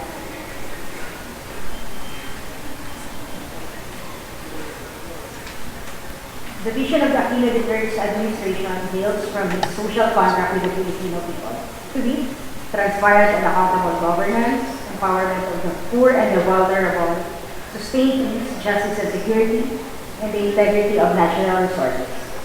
The thrust of the Department of Justice is broad and comprehensive, as shown in its development plan. As a legal resource NGO working with the poor and the marginalized in improving their access to justice and legal remedies, Salican will focus its assessment on 4 points. 1. Criminal prosecution. 2. Special protection. 3. Free legal assistance for the public. And the 4th one is alternative dispute resolution. On criminal prosecution, the Department's development plan enumerates 6 priority cases as mentioned by ASEC. The anti-trafficking in persons program of the Department of Justice is commendable. However, in our engagements with communities across the country, some concerns which arise are, number 1, access to prosecutors, especially in far-flung areas. The second one, constant turnovers of handling prosecutors. And the third, the use of language, Tagalog and English, in complaints and affidavits, which Visayas-speaking regions find hard to understand. This is especially the case in Visayas and Mindanao, in the Visayas and Mindanao. These concerns also apply to gender-based violence and child abuse cases. Moreover, while the courts are mandated to have facilities to hear these types of cases, nothing similar is available at the prosecution level. Meaning the courts are mandated to have child-friendly resources for court hearings, at the prosecution levels are not available. Furthermore, some prosecutors, with all due respect to the prosecutors present here today, still lack the level of sensitivity needed to handle the investigation of cases involving women and children. The figure showing the number of cases handled and the conviction rates in criminal cases is also wanting more specific references to cases. How many of these cases are violations of local ordinances and traffic violations? And how many of these cases are actually of significant social relevance? On special protection, the department mentioned several priorities on special protection. However, its report does not reflect significant areas, such as the administration of the juvenile justice and welfare system, on exactly how many LGUs have been assisted by the department in instituting their comprehensive juvenile intervention program. Number 2, on economic justice, specifically on unfair labor practice cases, how many of these cases are actually investigated and prosecuted? Number 3, on environmental justice, still how many cases are being investigated and prosecuted by the Department of Justice? It can be possible that no cases were reported to your department.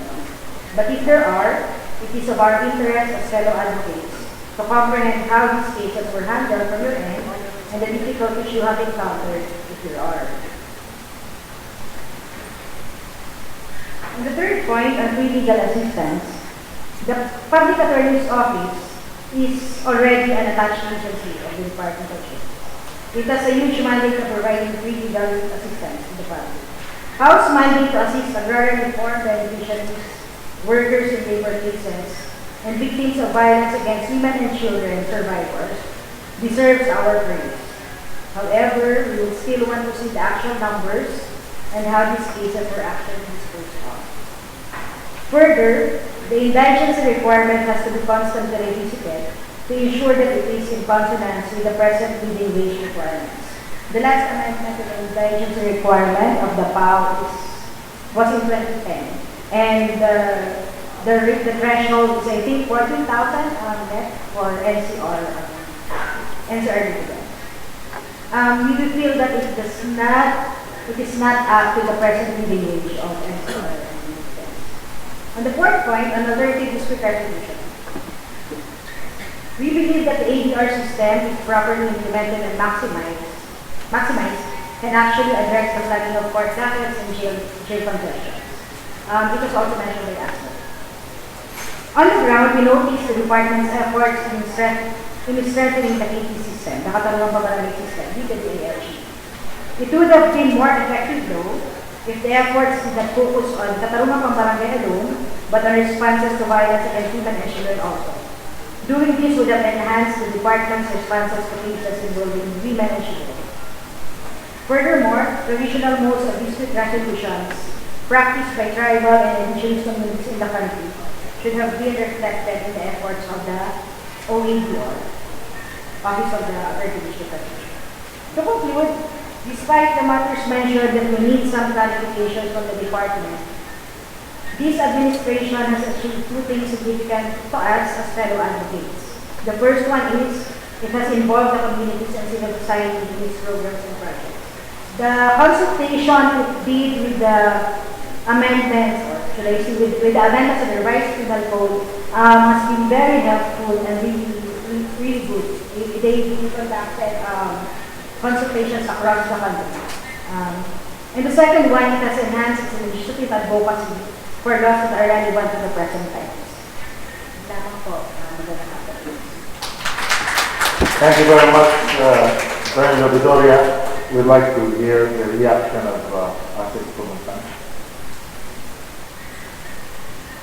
Thank you so much, Attorney La Victoria. Surely we will look into all of this.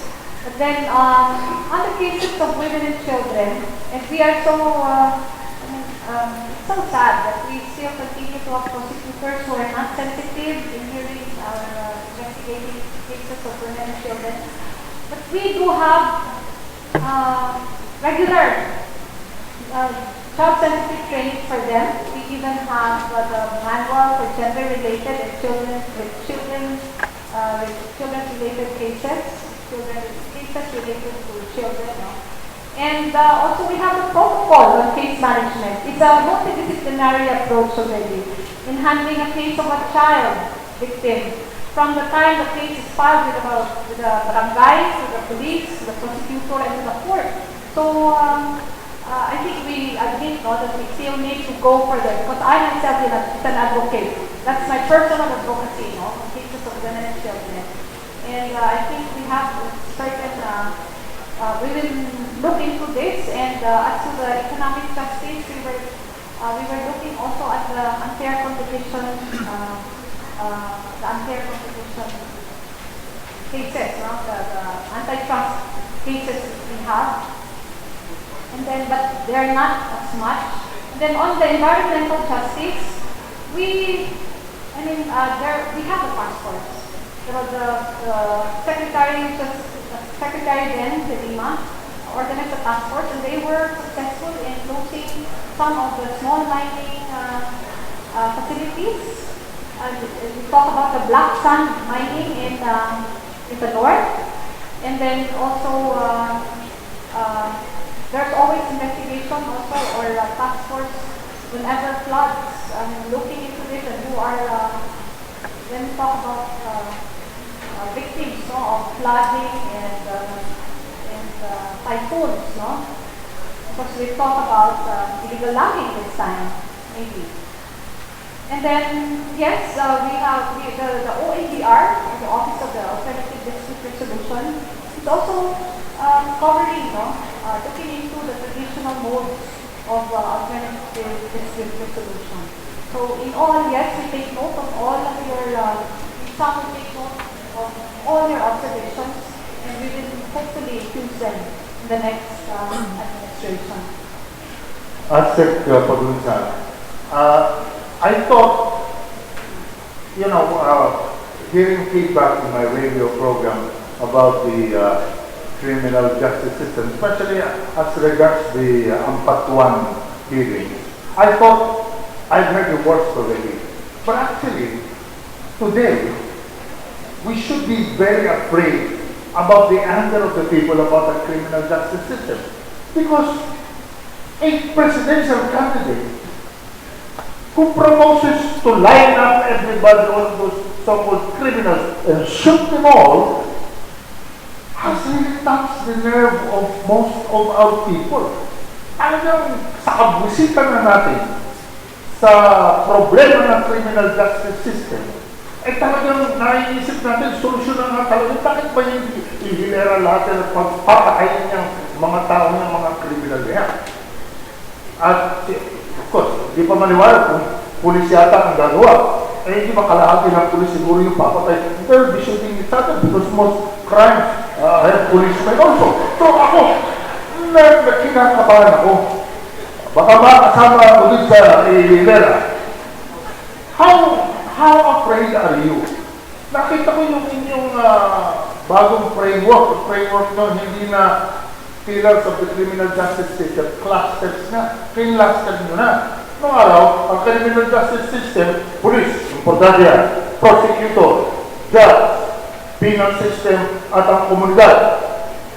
Bulok na rin yan, pinanay na rin yan. Ngayon, yung cluster, kasama yung ibang mga sectors na iba, okay. Naalala ko yung naging problema ng ekonomiya ng mundo, nung nagkaroon ng derivatives, yung kinakluster yung lahat ng mga mortgages na masasama, sinama sa mga magaganda, binenta. Kaya later on, dumayad yung ekonomiya ng Estados Unidos. Baka naman ganyan din yan. Hindi ko naman sinasabi gano'ng kasama, no? Ano ang sagot niyo ron? Really, the one dun sa reference nyo on the candidate right now, It's really appalling, no? Hindi ko Duterte, obviously, but, you know, as far as I'm concerned, yung traction ng kanyang is a reflection of the failure of our criminal justice system. Yes, we understand, no, that indeed this is reflective of the people's sentiments already on what is really happening now. But you know, we have also to look at our constitutional framework. We have due process of law. The accused has more rights than the victim. We also have we would like to address the delay, no, in the system, in the process. But you know, the accused will always revert to his rights, to his Bill of Rights. So those are the I would not want to say the ills of democracy, but that's just the situation right now. There are really so many challenges, especially in upholding the rule of law. Kasi always tinitingnan nila, marami naman akong ibang sasandalan ng mga karapatan ko. But to balance that, that's why we're coming up with systems na rationalized, and we also try to come up with efficient processes and procedures that will try to counter all of those current malpractices. Can you do that before the shooting? Okay. Any question? Baka naman, abutin na tayo. Question? Okay, yes. Yes, please. Okay, magandang hapon po. I'm Happy, student from Asian Center. My question is, syempre it's not yet done. It's not yet done sa past administration, the Arroyo administration, regarding the human rights violation na nagawa nila. Na nagawa ng administration na yun. Particular ng AFP. Especially sa mga activists na mga enforcers, biktima ng enforcers of innocence o mga desaparecidos. So my question is, paano inugunan ng pamahalaan Aquino, particular ng Department of Justice, yung perpetuated cases ng human rights violation, especially sa kaso ng Bluman killings, particular yung kasalukuyan din, yung kidapawan, at yun nila, yung extreme militarization pagdating sa Mindanao. So paano po ba naging tugon ng DOJ dito? Okay, first of all, I'd like to tell you that the Arroyo administration has addressed also that issue, no?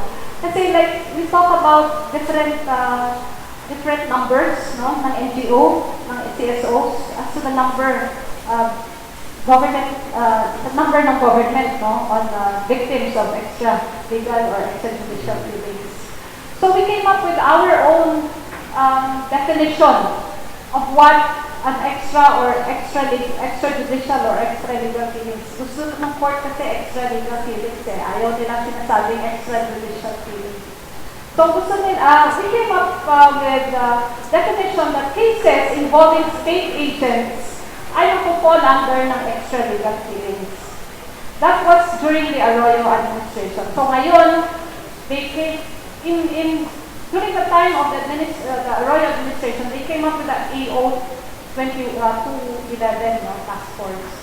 Ngayon, in-enhance yun, ginawa ngayon ni Presidente Aquino yung AO 35 cases niya, wherein the government working with other law enforcement agencies and even the AFP, no, in the investigation of these cases. So if you will see, I had also statistics on that, mas malaki ngayon yung conviction because the focus was really there. The drive was really there to address because this is a global issue for the country, no? We are being judged because of that. And that's why yung Aquino administration ngayon, yun ang focus nila. Now, on the Kidapawan incident, it's being investigated right now and I don't like to comment, no, to be judged. Or even the Luman killings is still under investigation, no? And we are also working with, right now, even as I speak, yesterday, there was a revalida sa Convention on Torture sa Geneva, no?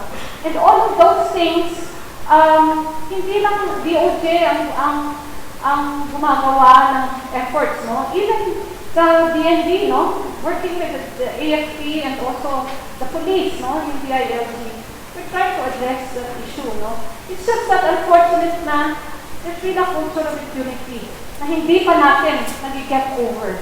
And we would like, that's why we're trying to promote alternative means, no? Of settling disputes to promote a culture of peace. Mamaya nandito si Secretary Derek, no? Hi, ma'am. Good afternoon. Yun po, ang sitwasyon talaga ngayon. We really have to get rid of the culture of impunity, or else we will not go forward as a nation. Okay, do you have any comments?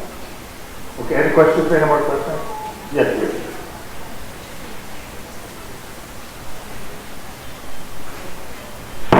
Good afternoon. I'm Danny Reyes from UPNC. The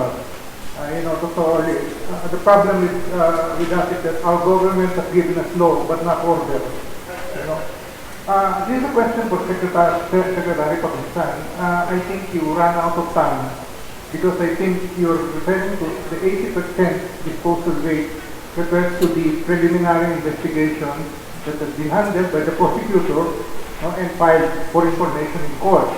I think the more important measure is how much of this information that has been filed in court has been, or rather investigated for preliminary investigation, has been dismissed, and how much has been filed in court. What is the percentage? And second, I think you had on your multimedia PowerPoint presentation, what is the rate of conviction, because this will be an important indicator or determinant of the efficiency of the Department of Justice. And for Attorney La Victoria, my question is, do you think there are more people now who are availing of the ADR? Do we have alternative dispute resolution? Do we have people now increasing availing of the use of the alternative dispute resolution? That's all. Thank you very much. Okay. On your first question, sir, comment, no? You talk about how many cases have been dismissed in court. Sad to say, around 60% of cases filed by prosecutors in court are being dismissed. So it's really reflective also on the kind of evidence that we have. O siguro, sabi natin, magaling rin talaga yung defense na napapadismiss niya. Pero we would like to look at that, and we're trying to address the dismissal rate. Gusto natin pag dinala sa court, sana we do not waste government resources anymore. Kasi pabalik-balik si fiscal doon, papel, ilaw, talagang all of that we are also trying to look into. And we came up also with a fair manner of gauging the performance of our prosecutors. You talk about conviction, sir, they will not agree with you. Kasi sasabihin ng fiscal, pag dinala na yun sa korte, wala na kaming control. Nandiyan na si defense. So, when we talk about performance, yung may control lang yung individual o yung organization. That's how we will look at it. So that, nilabel namin na successful prosecution. Kasi kung successful prosecution, we develop a formula, hindi na namin sinama yung dismissal rate. Kasi kung sasabihin mo conviction rate, sama mo yung dismissal rate, unfair naman kay fiscal. So, successful, mas mataas ngayon yung successful prosecution rate, no? Over the conviction rate. So, yun lang po. Yeah. Yun lang po sa ADR. ADR at the level of the barangay is required kasi. Kaya walang choice basically yung mga tao. Pero sometimes you will go to the barangay only to appear and to get the certificate of file action. ADR at the level of the PI is also required. But I think at this point, marami ang nasisettle in civil cases. Yung nakakatakot lang, minsan, pati yung mga significant cases like violence against women and children, nasisettle pa rin at the level of the prosecutor and at the level of our courts.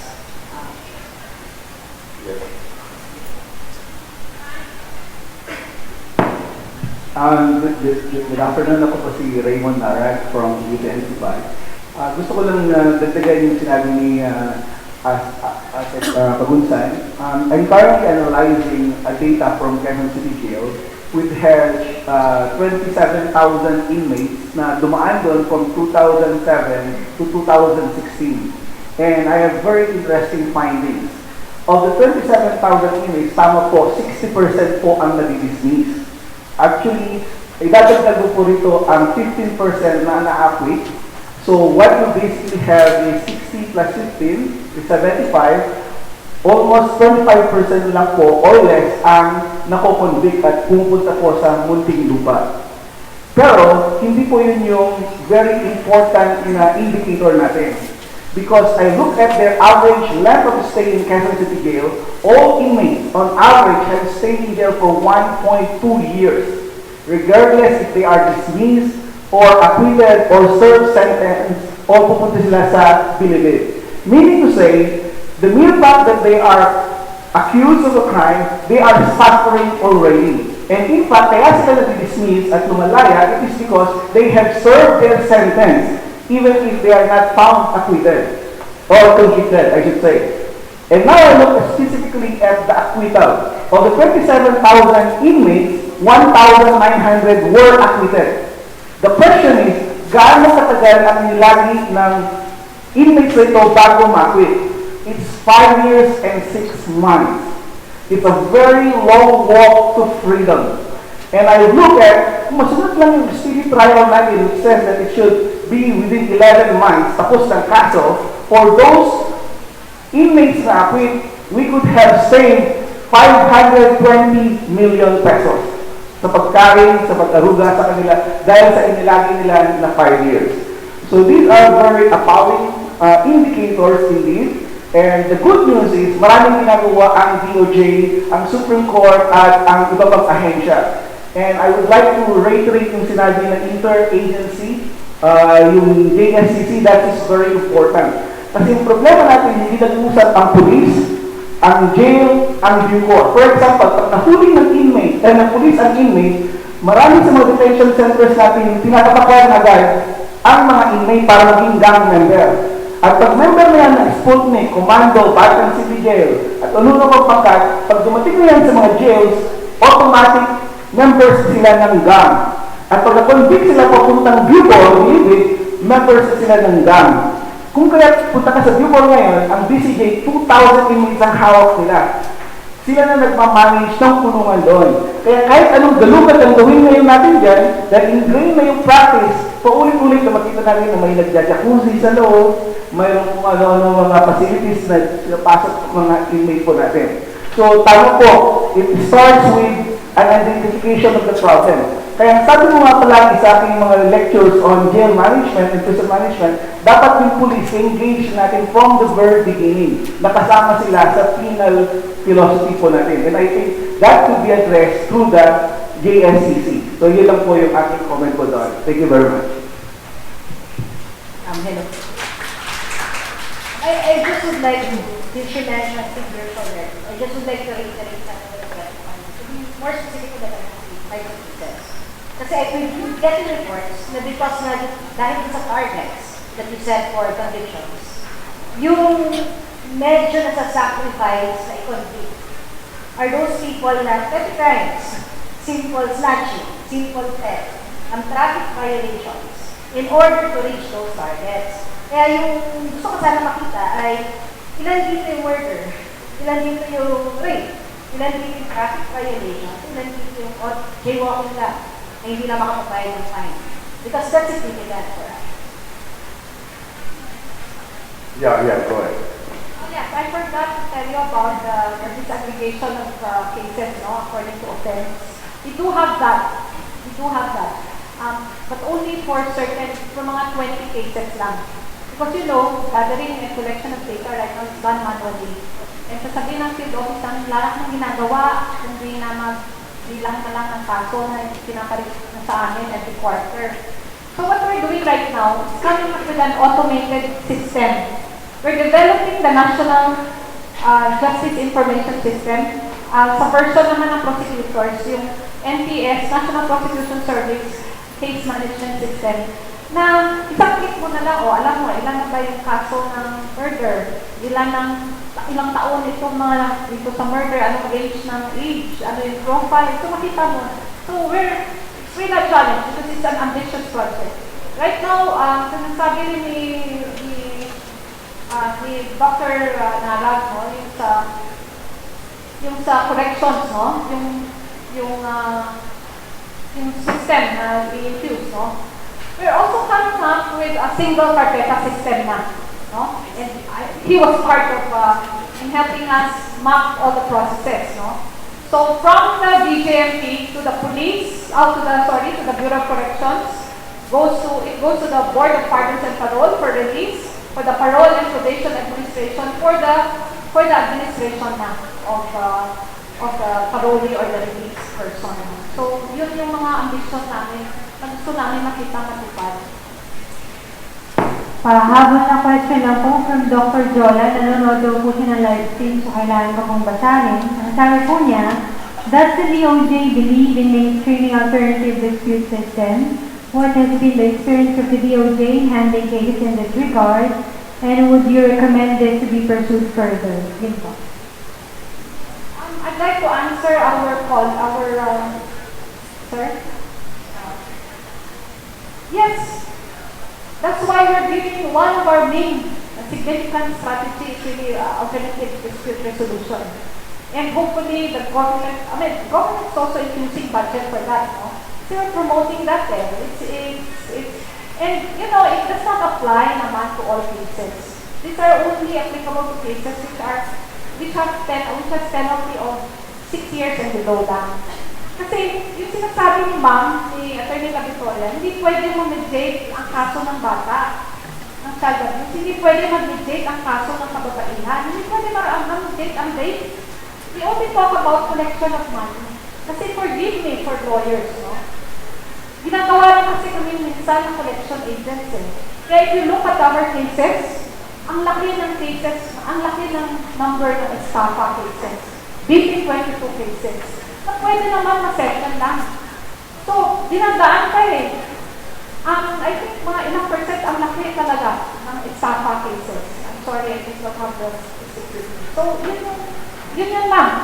We're trying to address, no? Yung alternative dispute resolution. Okay, palakpakan natin si Aspect Pagultan, ang Atty. Victoria. And we'd like to call Dr. Erwin Alampay and Dean Ben Mendoza to give the amendment.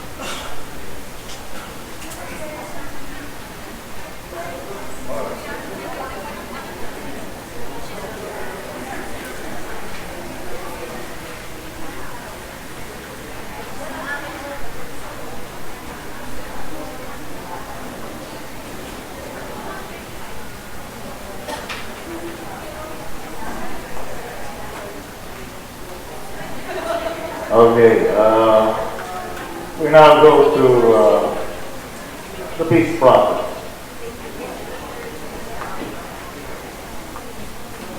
We'd like to welcome Secretary Teresita Pintos Vélez to provide us the assessment, the self-assessment, and the alternative assessment will be given by Amina Rasul Bernard.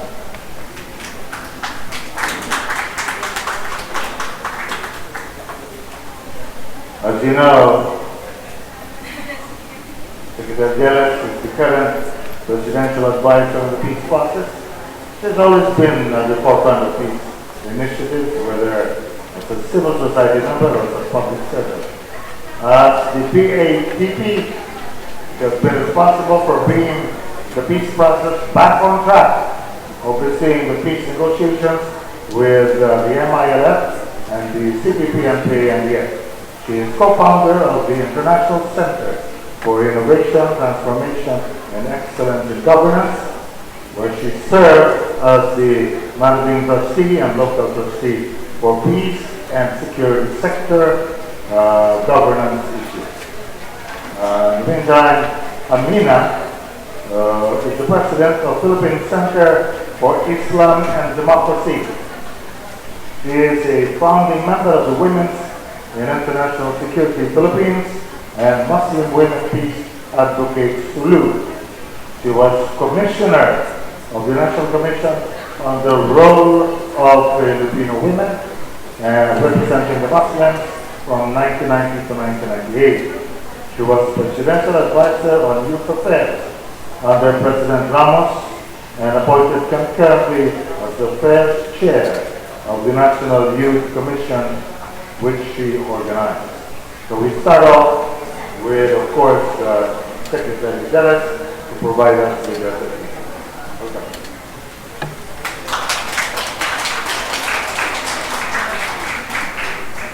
Good afternoon, everyone.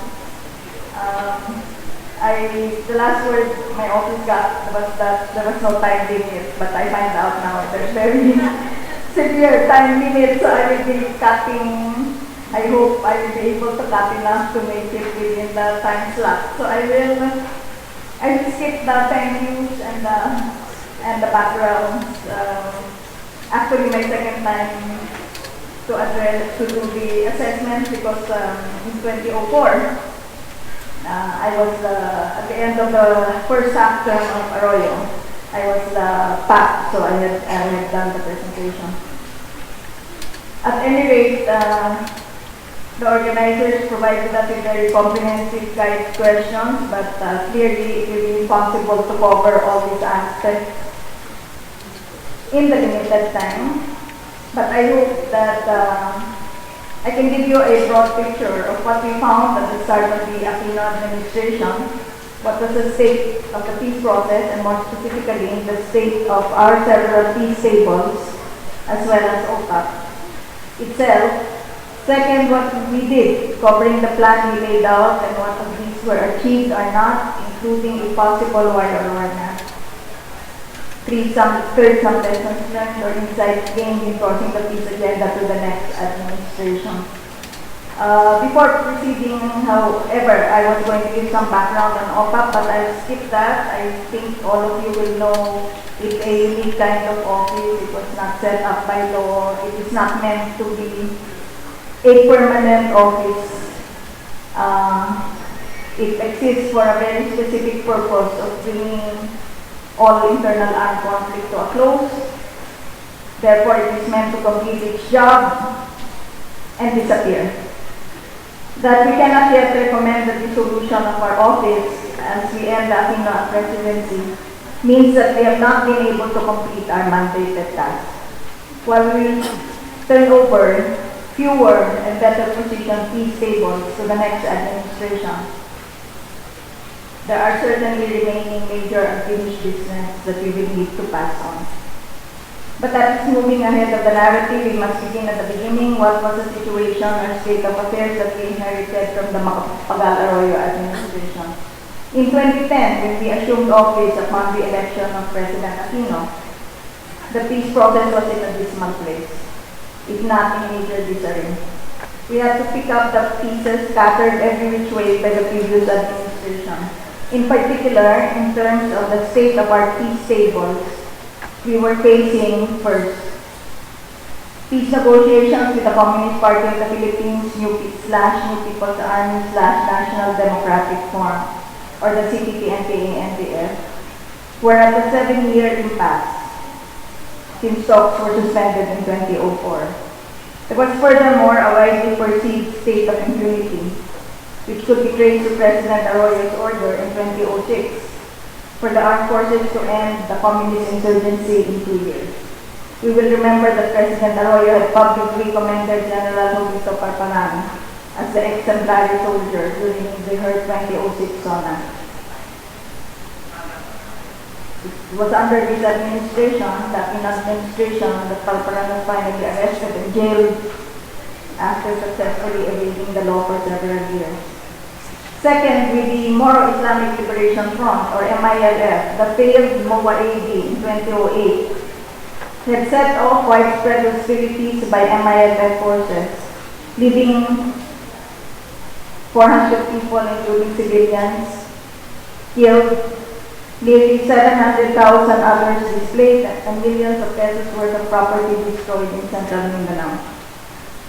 While the ceasefire was restored and the negotiating panel succeeded in piecing together a declaration of community for peace negotiations before the end of the Arroyo Presidency, restoring levels of distrust and cynicism from all sides and stakeholders could not but overcome the prospects of the peace process. Third, there were furthermore the signed peace agreements still not fully delivered and brought to proper closure, particularly the 1996 final peace agreement with the Moro National Liberation Front, or MNLF. In the face of the heavy contention between two parties on what provisions had been implemented and what remained undone, the parties agreed to conduct a tripartite review process, or TRP, under the facilitation of the Organization of Islamic Cooperation, or OIC. Initiated in November 2007, the tripartite process had not been concluded and lacked a clear consensus on its direction and timetable almost 3 years later. Finally, there were the ceasefire agreements with the Cordillera People's Liberation Army, or CPLA, specifically the CIPAC, concluded in 1986 under the first Aquino presidency, as well as the interim agreement with the Revolutionaryong Partidong Manggagawa ng Pilipinas / Revolutionary Proletarian Army / Alex Bongkayao Brigade, or the RTNP-RTA-ABG, signed in December 2000 in the waning months of the Estrada presidency. Both are breakaway groups from the CPP-NPA-NDF.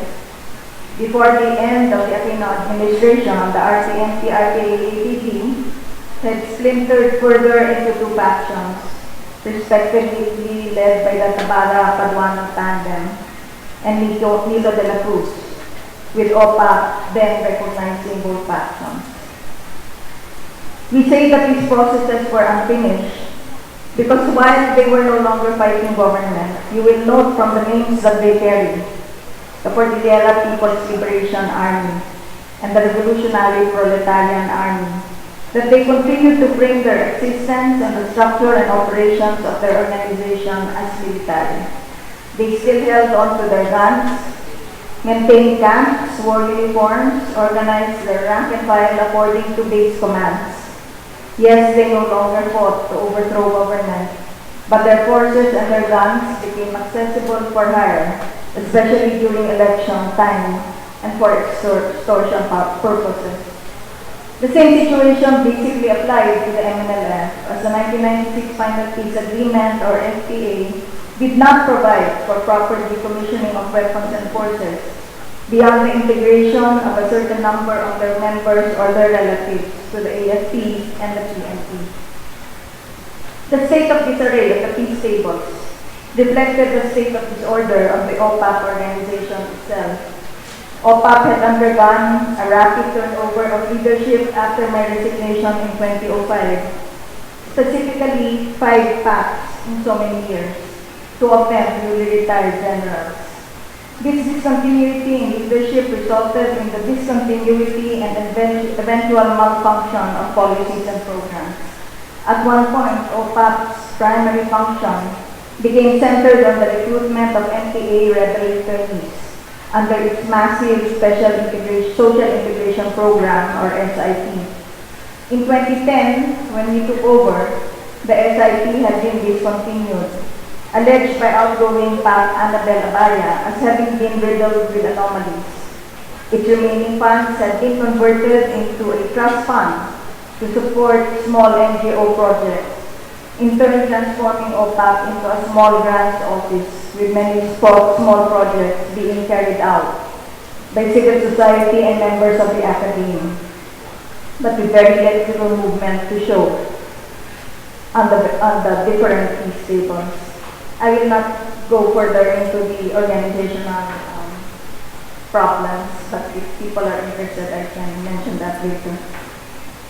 But of course, more important than the story of OPAC's latest organizational evolution is the story of what happened in the peace process under our watch. What changes in perspectives, goals, policies, and programs will be undertaken, and what were the results and why. In the face of the disarray of peace tables and peace tracks, the election and assumption into office of President Aquino immediately ushered in a shift of perspective in making and building peace, most especially but not exclusively in Mindanao. Even as a presidential candidate, he had begun to articulate this policy. It also constituted an agenda item in 16-point social contract with the Filipino people, precisely number 14. And his statements include the fact that we shall endeavor to restore confidence in a peace process that is transparent and participatory, and renew our faith in our shared vision of a peaceful, secure, and prosperous future under one sovereign flag. And his assumption into office, the presidential candidate's words were translated into national policy as Chapter 9 of the Philippine Development Plan for 2010 to 2016. The title of the chapter is Peace and Security. It consists of two sections. The first subtitled Winning the Peace. The second subtitled Ensuring National Security. For the very first time, it is explicitly stated as a matter of national policy that promotion of the peace process shall be the centerpiece of the internal security program, as a testament to a government's commitment to a policy of peace, reconciliation, and reunification.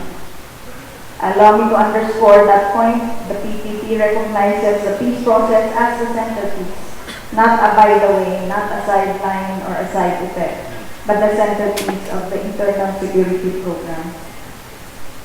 The policy furthermore states, and I quote, peace is not just the absence of war or conflict, but it is the sum total of the conditions that ensure human and social well-being in all its dimensions.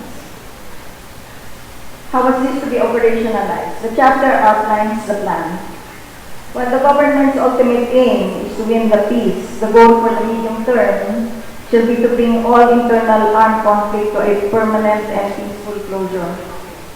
Towards this end, the following objectives were identified. First, negotiated political settlement of armed conflicts, which we refer to as Track 1.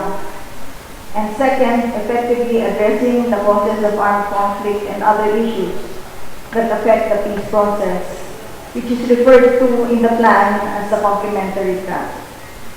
The complementary track in turn covers first, focus development in conflict-affected areas through the payapa at masagalang pamayanan or pamana.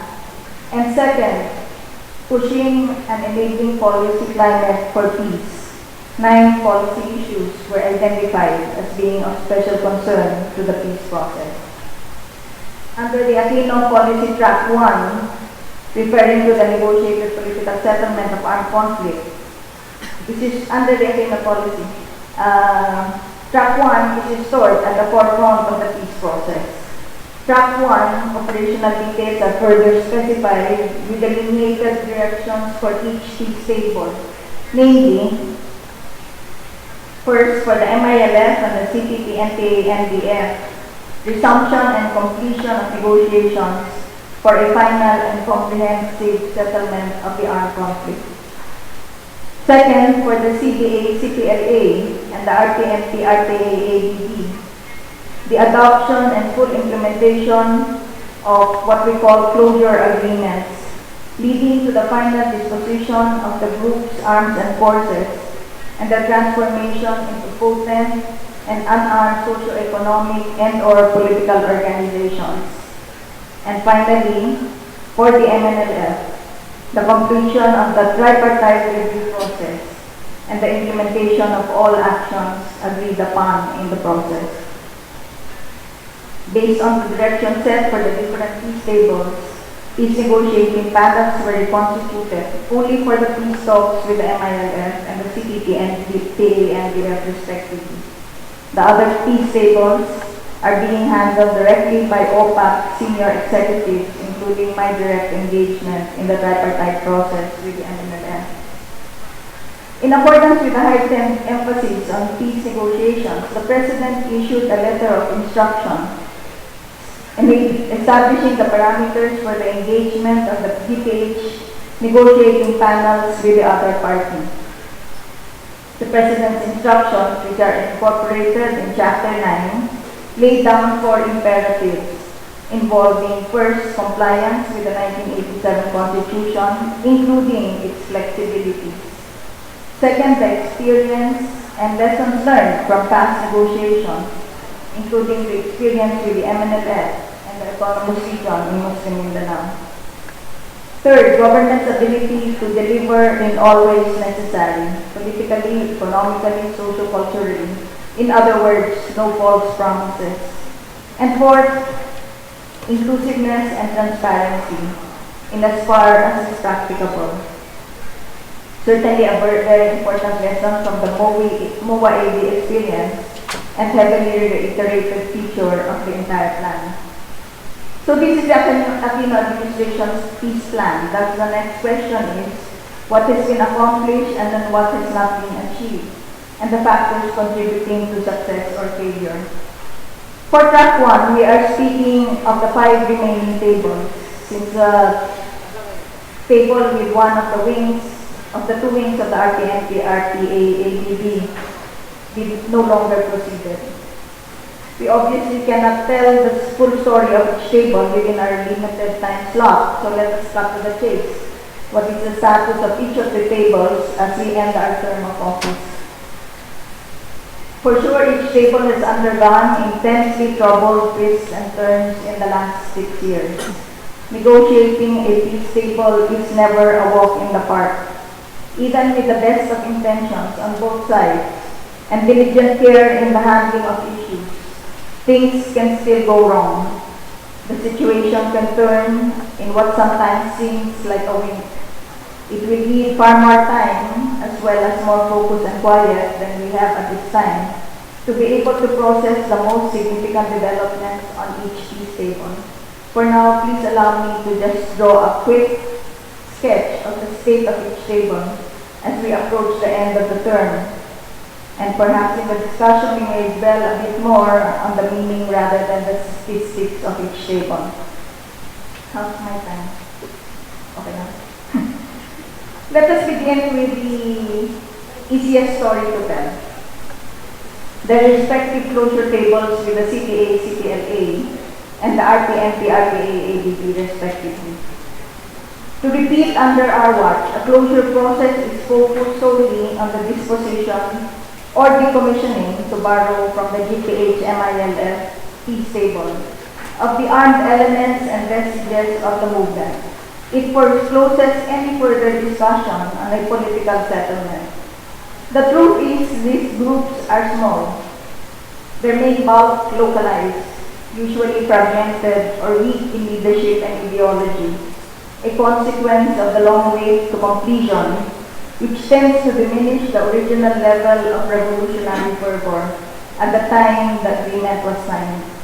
Nevertheless, we chose to undertake the closure process in deep respect to the written word of peace, to remember and honor the memory of those who had fought the good fight, and with concern to the future of the children born and raised amidst violent conflict.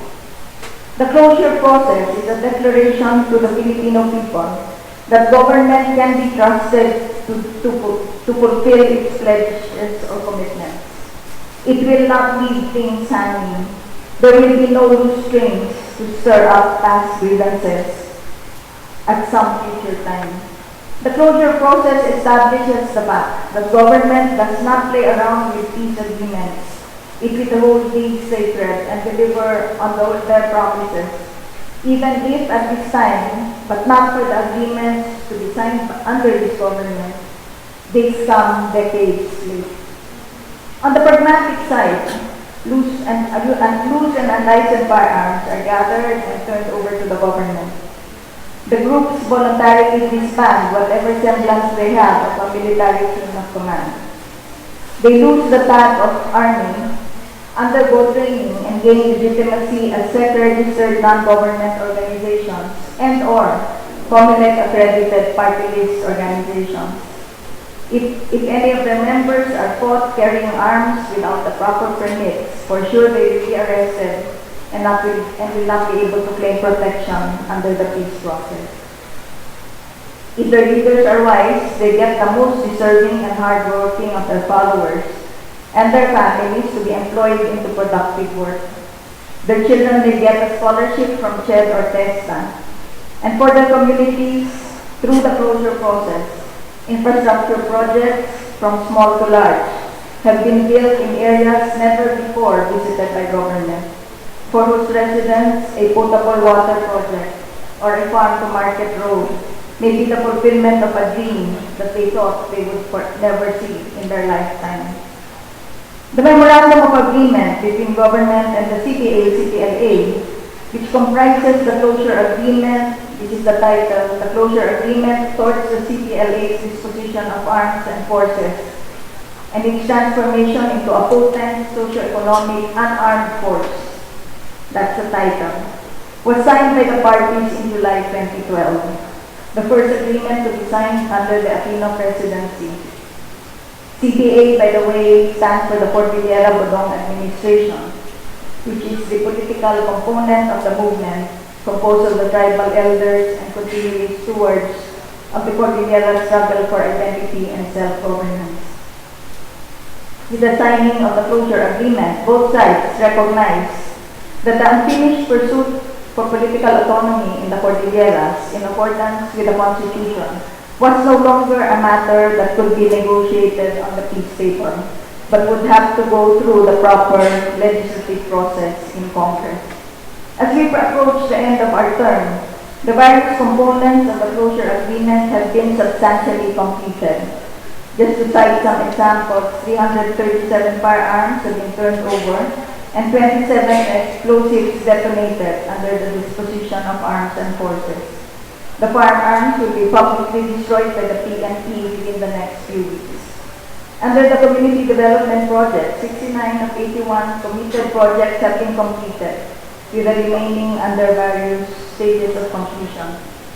Under the economic integration of CPLA members, 168 were integrated into the AFP, 50 were employed as forest guards, and 10 people's organizations were organized, 8 of which have undergone training and received livelihood funding. In addition, government has provided social protection services in the form of 885 field health membership and 227 CHED scholarship grants. After passing through a difficult road at the beginning, a strong sense of stakeholder ownership has been forged, cutting across the government security forces, the involved civilian agencies, local governments, and especially the CPA-CPLA membership, now SEC-registered as the Cordillera People's Development Forum, or CPDF, their families and their communities. In May last year, the CAR Regional Law Enforcement Coordinating Committee, or the RLEC, chaired by the PNP Regional Office, passed a resolution stating that the CPLA as an armed group no longer exists. This is one unfinished business that will not be passed on to the next administration. The closure process with the largely Western Visayas-based RPNP-RPA ADB has taken a bit more time. For one, we have had to undertake more due diligence in specifying its various components to avoid some problems that had encountered in the early stages of the CPLA process. Okay. And second, it had additional components such as the setting up of resettlement sites that took a while for sites, accessible and affordable sites to be found. Despite the delay, the partnership with the group remains strong, and certain components of the closure agreement have proceeded even before the signing by the parties. All documentary and logistic preparations are proceeding to ensure no further delay in the implementation of commitments once the agreement is signed. The needed additional budget has been incorporated in OPAC submission for the 2017 GAA. The group has organized and is now registered, accredited with the COMELEC as a party, as the Manglipod Party. Stephen Paduano, the head of one of the wings, is now in fact a party list member of Congress. We are confident that the closure agreement will be signed before we step down from office. So we now move to the longer and more complex story of the Bangsamoro peace process, which is centered on the full implementation of the Comprehensive Agreement on the Bangsamoro, or the CAB, at the political heart of which lies the enactment into law of the Bangsamoro Basic Law. The agreement was negotiated and signed with the MILF, but we refer to the more broad-based Bangsamoro peace process because the anticipated creation of the Bangsamoro political entity is meant not just for the MILF, not just for those who took up arms to establish their right to self-determination. The Bangsamoro is for all who ascribe to Bangsamoro identity, as well as to all who subscribe to it as stakeholders, including non-Bangsamoro residents of the area. Indeed, the peace dividends promised by the Bangsamoro peace process will serve the interests of the entire Philippines, as our top economists and political observers have laid out to us many times over. We have said from the start that the Bangsamoro peace process faces what is perhaps a unique challenge, the reality that then current negotiations with the MILF involves the same core territory and the same people that are already the subject of a peace agreement, the 1996 Final Peace Agreement, or FPA, which is still awaiting completion, with another group, the MNLF. And the reality that the FPA with the MNLF has already put into place an armed regional government, which practically everyone at the start of this term agreed badly needed to be reformed.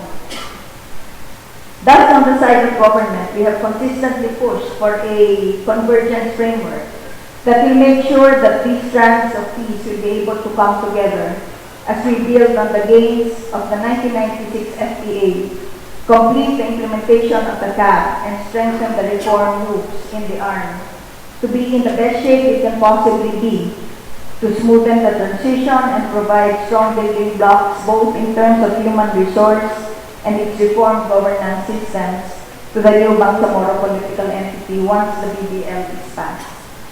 With regard to the reform of the current arm, the process began with the postponement of the arm elections in 2012, which allowed the President to appoint an OIC regional governor who has since done reforms and was elected to office in 2013. The Bangsamoro roadmap laid out by the CAP has been presented in many fora. I will assume that you know its political track, centered on the passage of the BBL, and its normalization track, which the United Nations peace officers in New York have told us is probably the most comprehensive normalization plan they have seen worldwide.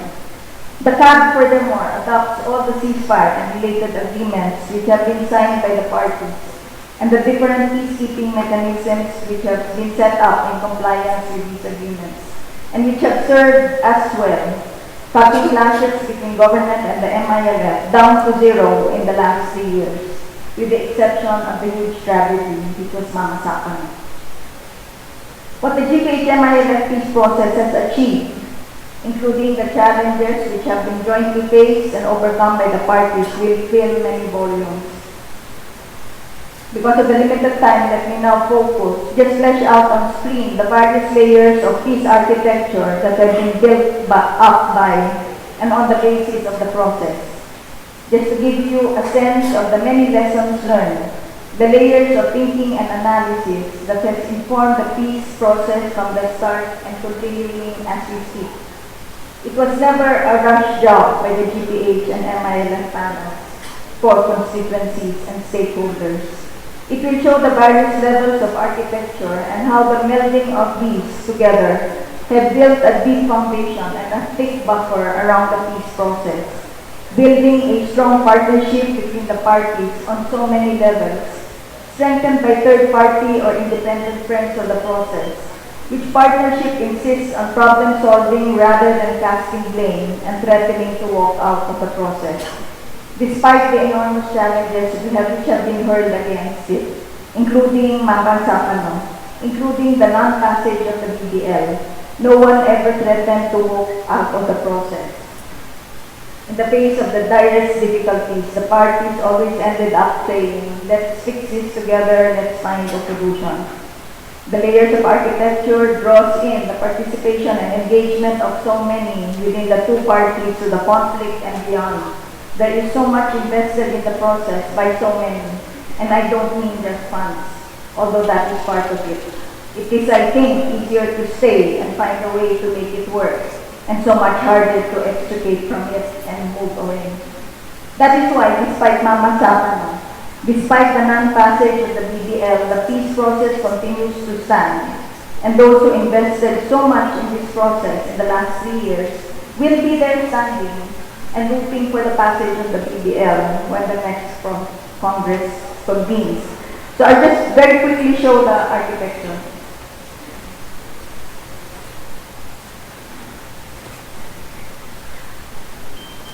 That is not so deep. Okay. You will see there in that, well, in the top is the negotiating architecture.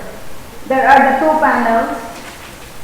And there is Malaysia as facilitator, but there are those who help the process, the international contact group that sits in and helps to find solutions, as well as the Organization of Islamic Cooperation is an observer.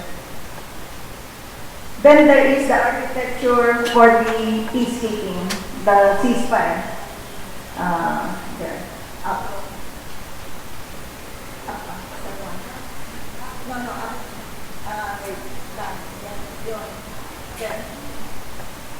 There are local monitoring teams, joint ceasefire monitoring posts that report to a committee on the cessation of hostilities.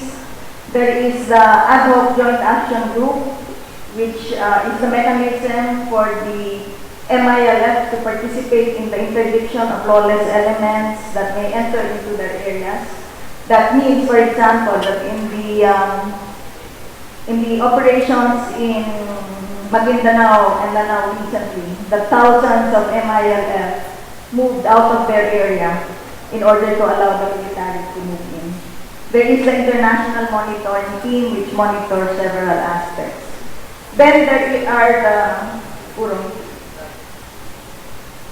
are the new bodies. There are the bodies for the international decommission. There is the independent decommissioning body that looks over the entire process. Unfortunately, the decommissioning process has been stalled because of the non-passage of the BDL.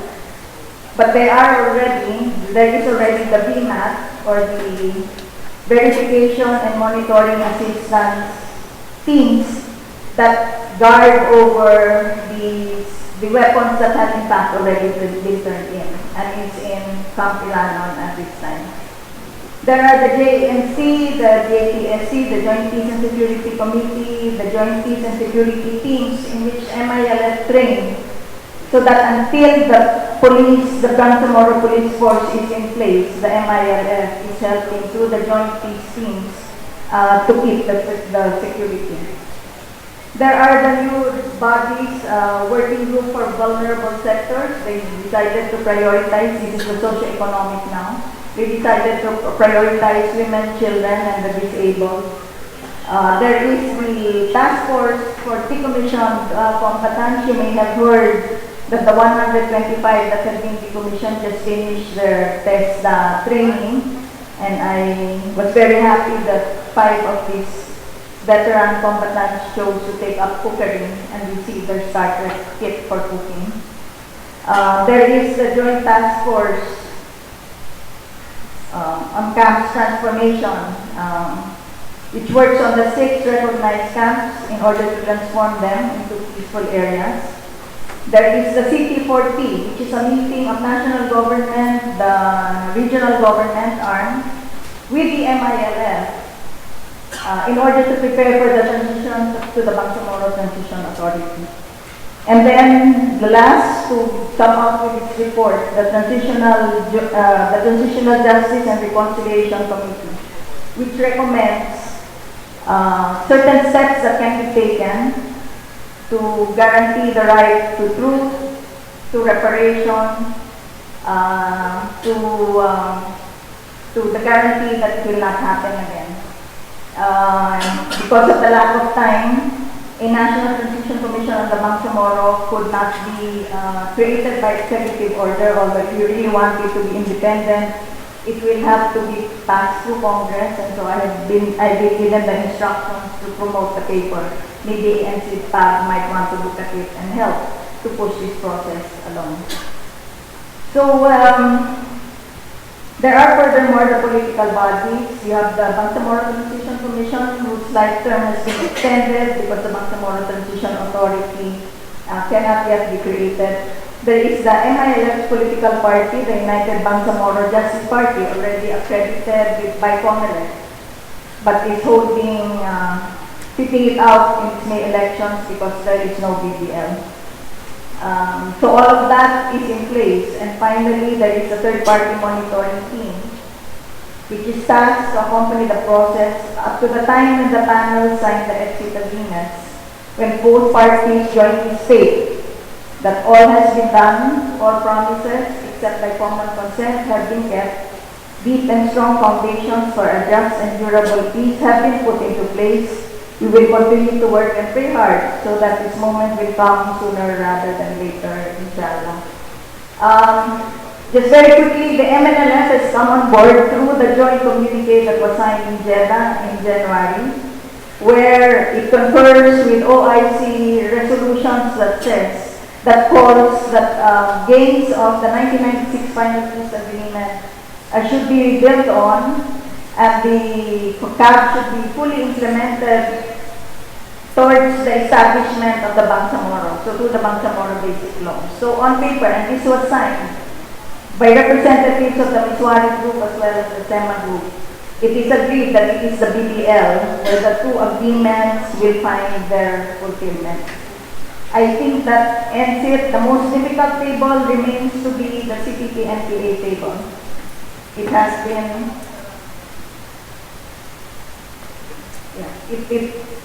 it had started out as well as the MILF process. In fact, I remember the time when now Justice Yonen and Undersecretary Alex Padilla were teasing each other about who would complete their peace process first. But it was a very short-lived, period from December 2011 to the first quarter of 2012. By middle of 2012, they had suspended talks because of the non-release of prisoners that they said they had committed to. That's a very long story. So with the CPP and NDF, when we came in, it had been stalled for 7 months. When we go out, it would have been stalled for about another 4 years. Thank you. Thank you, Secretary Gallup. Now, Alvina will give us the alternative assessment.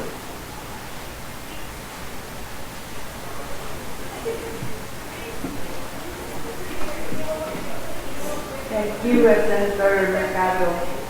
At magandang hapon sa inyong lahat. Assalamualaikum. It's very difficult to critique and provide an alternative assessment to what Secretary Teles has already presented to us. Precisely because what they have done within the Office of the Presidential Advisor for the Peace Process has been to move and build on previous successes. And yet, we still come to a point where the BBL was rejected. And I think at this point, we have to look a little bit outside the office of the presidential advisor of the peace process and see where it went wrong and what would happen in the course of the 6 years of the Aquino administration.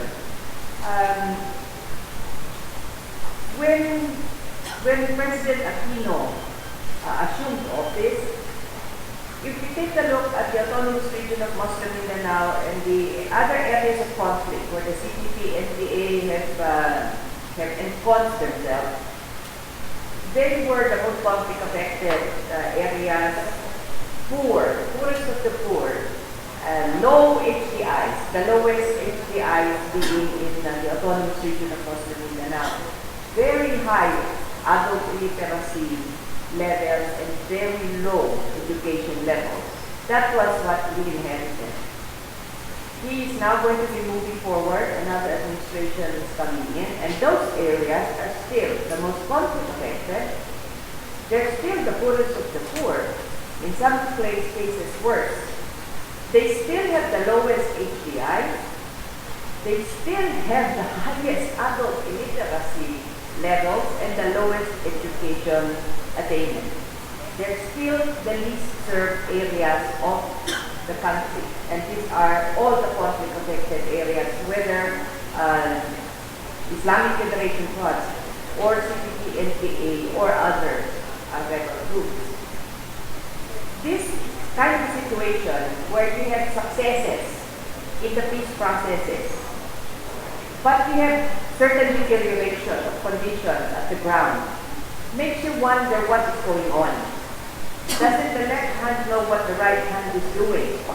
And perhaps when we assess the accomplishments for the peace process, this is one of the problems that we have to take a look at. How is it that the successes of the Office of the Presidential Advisor on the peace process, the successes of now Justice Margaret Leonen, Professor E. Coronel Ferrer, how is it that these have fallen when we are already at the last stage? The most difficult conditions have been surpassed. We were at a point where we had 17 years of up and down negotiations. We had wars in between. And you had signed two major agreements, the framework agreement for the Bangsamoro and the comprehensive agreement for the Bangsamoro. How is it that when you had already done this, you failed so dramatically by not having the law passed? Then we have to look at the dynamics of governance. I was in the cabinet of the Ramos administration, and the management style of he who would be president or she who would be president makes a big difference. In a case as complicated as settling disputes, making sure that we have a peace agreement with those who are up in arms against government, it cannot be on the shoulders of the peace panels or the peace advocates alone. They are going to fail if they are not going to be linked very closely and supported very closely by those who are in the Justice Department, in the Security Department. And I think this is where there have been some failure, some weakness. A case in point, Mamasapan. We already know what happened there. The Office of the Presidential Advisor of the Peace Process, our peace panels, they were the victims. More than the 44 SAP, I think, the victims were the peace advocates and the peaceful communities who are now going to be embroiled possibly in more conflict as ISIS, the Abu Sayyaf, and their extremist buddies are looking at what's going on in Muslim Mindanao, looking at the anger because of the non-passage of the BBL, and will be exploiting this. there was a failure of coordination, clearly. Perhaps within the office of the peace advisor for the next administration, perhaps we could strengthen that particular pillar, Secretary Teles, so that when it comes to any issue on the peace process, the dominant advice, if you will, should be coming from the office of the presidential advisor for the peace process. Let us also take a case, for instance, of the Zamboanga siege. This has major implications on the peace process because it has now divided what is already a divided city. You have now put a little bit more firepower into the anger of those who are loyal to Ms. Bali. And now the office of the peace advisor has to work double time to make sure that that anger comes down. At the end of the day, peace is a global, it's a community effort. It cannot be lodged in one office alone. And I think one of the problems of the OPAC is the philosophy behind the creation of the office, that they were created with self-imposed limitations, because at the end of the day, what Secretary Teles wants is to abolish the office, which means peace has come. But in the process of doing that, you do lack the pillars that support the other departments that have, shall we say, security of tenure as a department because they are line agencies. At the end of the day, you cannot find much to criticize in the operations of the peace process. Successes have been recognized, not just locally by the peace advocates, but you also take a look at the recognition that has been given to our peace process, our peace advisors by the United Nations, by governments like Australia, who are strong partners of the peace process in this country. But still, if we are going to be true to our assessment so that we do not make the same mistakes, that would be the most key recommendation and finding that I have, that the peace advisor should have a more key role, should have a more dominant influence over matters that would impact on the peace process. It does not matter whether it is an issue of governance, police, like Mama Zapano, or military intrusions, like what's going to happen in Basilan, because this impacts on the peace process. The peace advisor should have a very strong influence on any position, because at the end of the day, we already know extremely well that the war is a lose-lose situation. You go and take military action, you may eliminate the threat, but you're going to create 1,000 more threats. Maybe not this year, but in 10 years or 100 years from now. So let me just end by congratulating Secretary Teles for a job well done.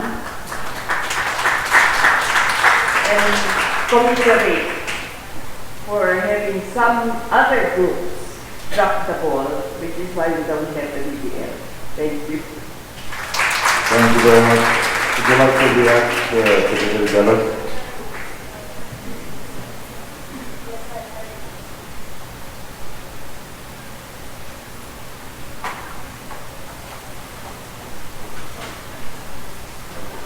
Yes, thank you for the comments. I'd like to respond to some of them.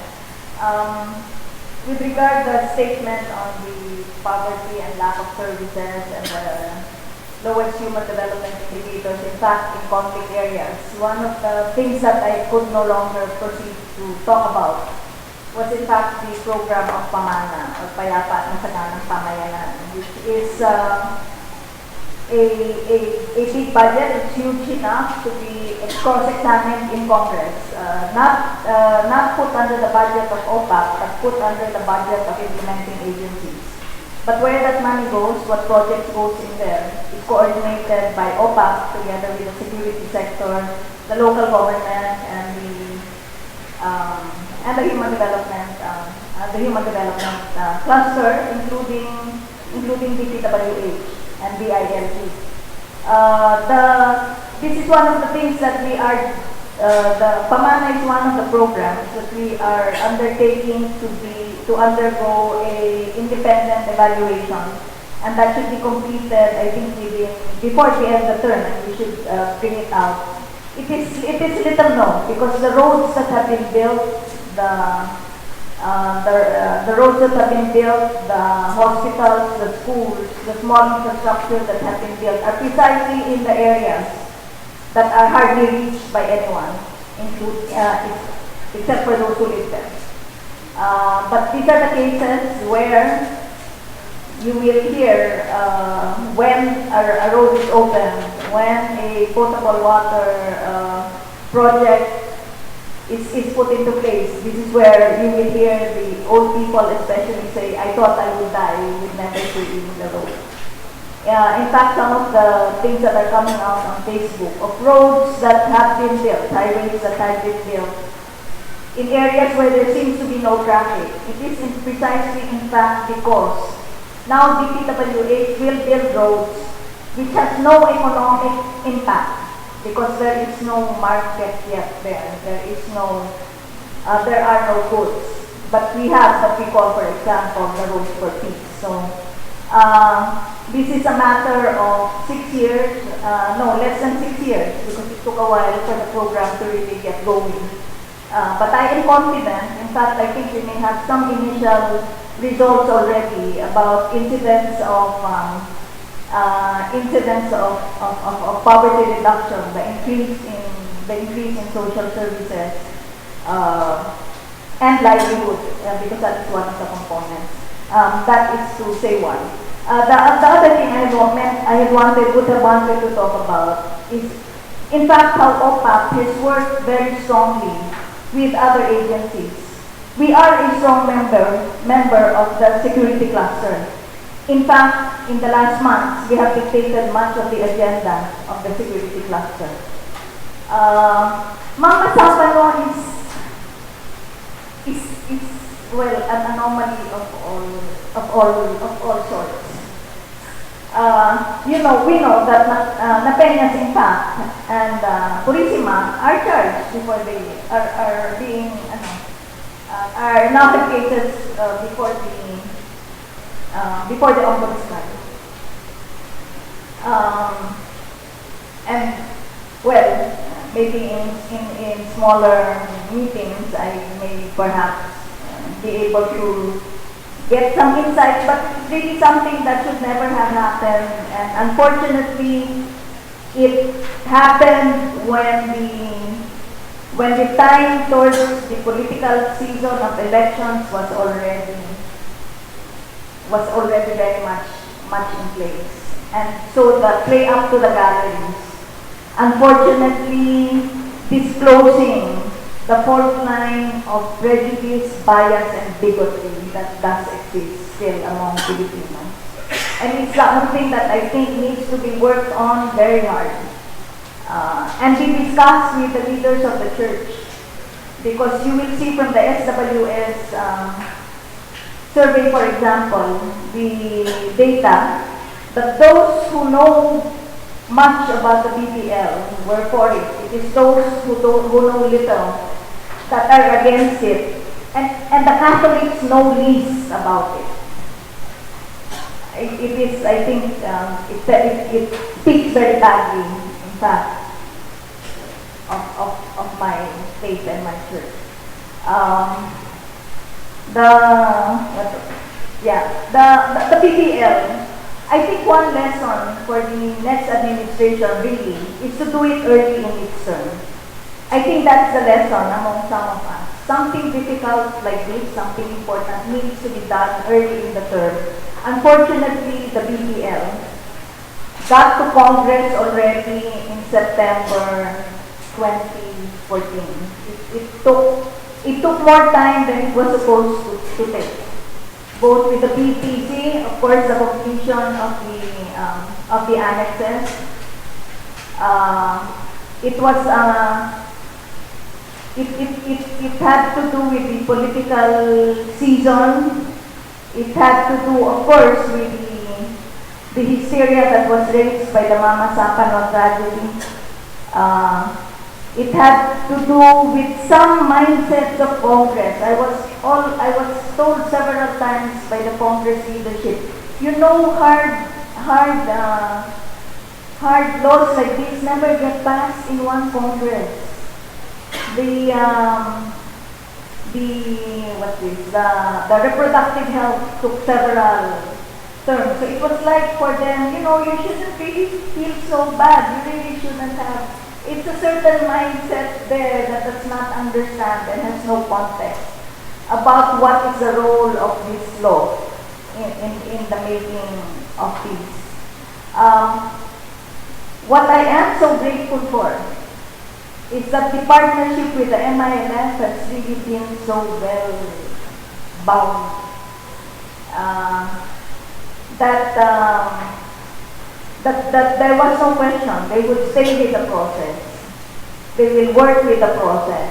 And it is important that in the time after the results of the elections come out, that we work with the legislators that we know are there. I am sure that the Senate will be a better place for the BBL because certain senators will not be there anymore. And several of those whom we are sure will go in fact supportive. Yes. I just wanted to say, maybe I think there was a very strict interpretation of separation of powers when you were negotiating. Because I remember when President Ramos invited me as chairman of the Defense Committee of the Senate to be a member of the negotiating panel. But I was an observer, I was not negotiating. I only intervened at the last minute when I talked to Ms. Juarez. But my job was to tell my fellow senators the development, get the feedback, bring it to Jakarta, and advise So my role there was not as a negotiator, but just a conduit. I don't think you had that mechanism in the... No, in fact, we brought several senators to Kuala Lumpur just to show them. And they were all very supportive until Mama Sapano happened. And you know, I think because it was political poison. Yeah, it was, I think many of those who were absent or preferred to stay away were not really against the BBL. It is just that in all of their constituencies, it would be a divided constituency. So better that they don't have to decide. So stay away. And so too many of them stayed away. I think, this is the thing. That's why I say it needs to happen early enough. Because we were at the tail end plus the fact that so many things were happening at this time. APEC, you know, the people that were angry at the president were really so happy about Mama Sapano. Because it was one issue that broke the Teflon coating. So it was just too much. And I think, well, I will say that in the matter of Mama Sapano, we really lost time because for a while it even took time for the palace to figure out what had really happened. Okay, any questions? Yeah, lady.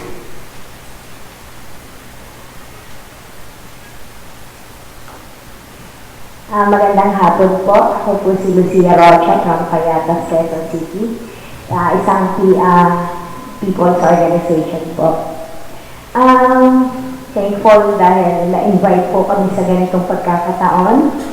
Ang ano lang po namin dito sa security, peace, justice, and peace, bakit po nangyayari na hanggang ngayon napakarami ng mga krimen na hindi nalulutas, hindi nagkakaroon po ng hustisya, at bakit yung kapayapaan ay hindi natin nakakamtan. So kasi po, base po sa aming mga karanasan at sa sasabi na papanood sa mga media, ang bottom lines po pala nito, dahil kanina sinasabi niyo po na yung people's empowerment or palakasin ang samahan, ang mga organisasyon, at mayroon sa mga barangay ng ADR law na kung saan mismo po ang mga barangay officials natin ay hindi po sinasali ang mamamayan sa pagbubuo ng mga plano, hindi po sinasama ang mamamayan sa pag-iimplementa na kung saan dapat kasama po kami sa good governance na yan. Napakarami na pong batas. Subalit ang masaklap po, gumagawa na po sila ng mga pumipili ng mga NGO-PO, pero for compliance lang.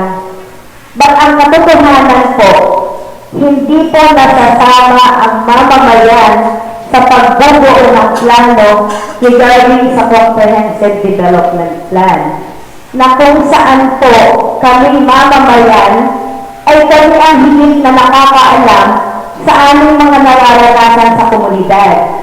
Kami po ang nakakaalam sino ang mga adik sa community, sino po ang mga mangkusakan na magnanakaw, sino po ang mga nanghaharas ng mga kapitbahay. Subalit hindi po nagkakaroon ng maayos dahil hindi po kami sinasama sa pagpaplano. At hindi po kami ino-honor ng barangay dahil pag kami po ay nagtanong, kami po ay tinitingnan na nilang kalaban. Sumasak na po sa amin sa community na gusto po namin sana ang laki-laki po na ginagastos ng gobyerno sa mga nakaupong kagawad kapitan para po mag-aral ng good governance.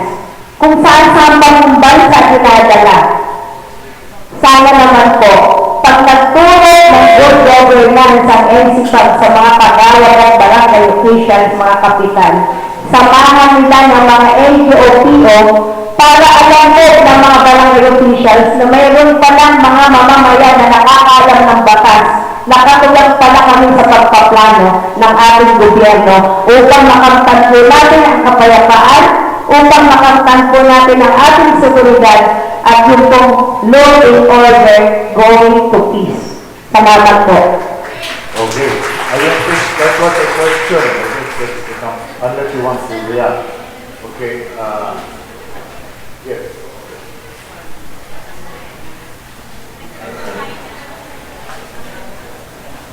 Magandang hapon din po. Galing din po ng Payatas Kapamahala Group. Kami po ang People's Initiative ng Payatas, ng Good Governance. Kami po ay nagsisimula na ngayon na kung saan kailangan talaga sa barangay pa lang magsimula na yung pag-aayos ng ating halay. Nag-report po si Madam kanina, ako po taga Mindanao. Doon po ako ipinanganak. At simula nang pinanganak ako, hanggang ngayon issue pa ang gulo ng Mindanao. Bakit po? Yun nga pong local code ay hindi natin pinapatupad. Maliliit lang po kaming mga asosasyon na nasa baba. Pero kung kami ay kaisa doon sa pagpaplano ng comprehensive plan, wala pong gulo ang ating bansa. Marami pong report, no? Pero gaano po katibay o gaano po yung ating sinasabing realidad na talaga kung yung mga report na yan ay totoo. Nahihirapan po kaming maliliit. Ang malalaki po tumitingin lang yan sa baba.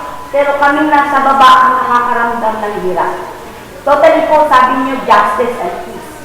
Saan po ang justice sa Payatas? Around downside. Nagagalit kami.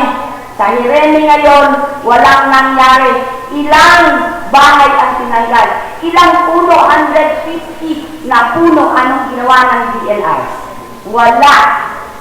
Ilang bahay na kapag tinulak ng demolition team ang basura, aalis pusa ang tao. Bakit?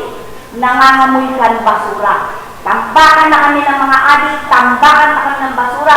Ngayon, pinaplanuhan kaming lagyan ng bilangguan.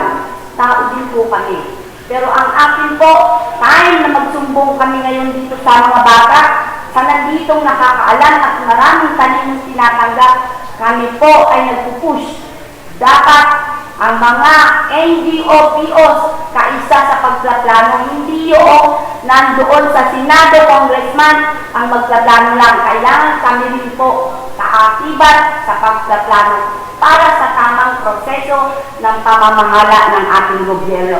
Yun lamang po. Maraming salamat.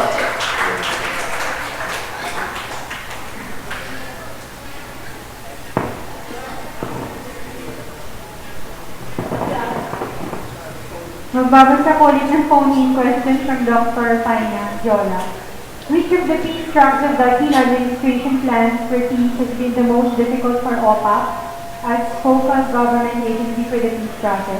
Pinaka-difficult daw po na track for peace na experience ng OPAP. Ano daw po yung recommendations nyo for the next president to overcome the challenges on this peace track? And finally, how would you rate the performance of the Peace and Order Council at the local government level during the Pinoy administration? Tatlong questions po. Yung sa POC, medyo mahirapan ang sagutin niya dahil iba-iba ang kalagayan ng POC sa iba-ibang mga probinsya. Pero palagay ko meron naman mga pag-aaral na ganyan. So, baka pwede pang tingnan na lang kung saan mahuhugot yung datos at pagsusulit tungkol dito. With regard, what was the most difficult? Well, Mama Sapano was difficult. I believe it is the most serious crisis that has been confronted, that the peace process has had to pass through. Why? Because it reached a level where certain people did not care anymore what you would tell them. People would say, itong lumabas sa SWS, na yung nakakaunawa, yung maraming alam, sila ay pabor. Yung walang alam, ay siya ang galit. It's that kind of a mentality na I don't know and I don't care. Basta ayaw ko. And na hindi lang nalagay sa ganyan, kung hindi talaga personalan ang nangyari. At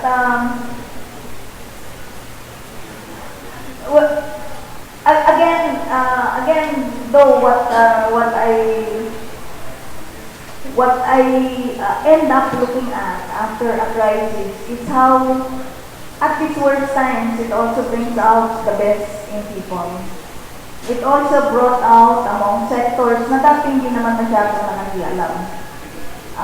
To study more, to look into it, to come out with statements. Itong mga retired senators, halimbawa, yung constitutional commissioners ng 1987, making statements, yung business actually going to Darapanan when business sector has always been so cautious and not wanting to put itself out. The many women that continued to monitor and in fact be there every day in Congress. I do believe we have a stronger constituency, peace constituency, because it has been tested. Nevertheless, there is a big challenge because there are too many Filipinos who don't care, don't want to learn, don't want to hear you. Well, you see a lot of that also in the present electoral climate. Hindi pakihinggan ng basta kandidato ko, kung ayaw mo yung kandidato ko, ganyan. It is something that really I think we need to confront as a people. Ano yung pangalawang tanong? Before you leave that, Madam Secretary, I just wanted to add. Sa dalawang beses mong inulit kaya ako, I thought to intervene. Ang suggestion ko, unsolicited, forgive me for being so brusco, kung merong negosasyon niya, napaka-importante ng strategic communication plan. And that must start from the very beginning. The communication effort came after, and it was an effort for damage control. But if it were part and parcel of the negotiating process, Kung pa man, maliwanag na maliwanag, minomonitor ang mga target audiences at kumikilos na. So hindi nabubuo yung frustration natin hindi yan. At sabi mo nga, yung walang alam, yung galit na galit. Yung mga alam ang nangyayari, yun ang kasama natin. Well, the OPAC had in fact taken very strong and long communications. That is why the comprehensive agreement reached such high acceptance. I will admit, Mama Sakano hit us in a way that we were grabbing at straws. It was something that immediately hit emotions and immediately hit people in a way that they would not listen anymore. I think it is one of the things that will have to be studied. But in a way, that is the nature of the public peace constituency. And when things are going well, they love peace. But when something happens, it is so easy for them to say na they want a peace that is assured. When there is something that happens that does not quite fit that, parang napakadaling bumaliktad or give up. You will know that the peace process, in fact, before Mama Sapano was hitting high numbers. In fact, for the first time, I think the peace process in the surveys was sitting top 5, Makati Business Club, in 2014, the peace process for the first time was in the radar and rated so highly in their approval.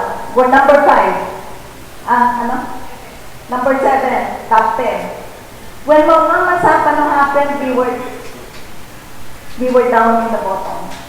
Pero baka kasi ang levels of communication, awareness, knowledge, acceptance, and practice, baka mataas yung awareness, hindi malalim ang pagkunawa, mangyari pag nagkaroon ng gulo, madaling madala. Kaya sinabi ko, strategic communication plan, dapat din nakikita natin kung gaano kalalim ang commitment nila. So that kahit na meron pumutok, alam natin na meron tayong core. I think to a certain extent, minsan ang communication part component ng mga proyekto, parang adjunct lang yun, afterthought. Pero ang totoo niya, main portion ang communication sa negotiation. I admit, this is really an area that, in fact, we are going to be doing a roundtable discussion precisely on this matter. Dahil the challenge talaga about communicating the peace process is it's very complex.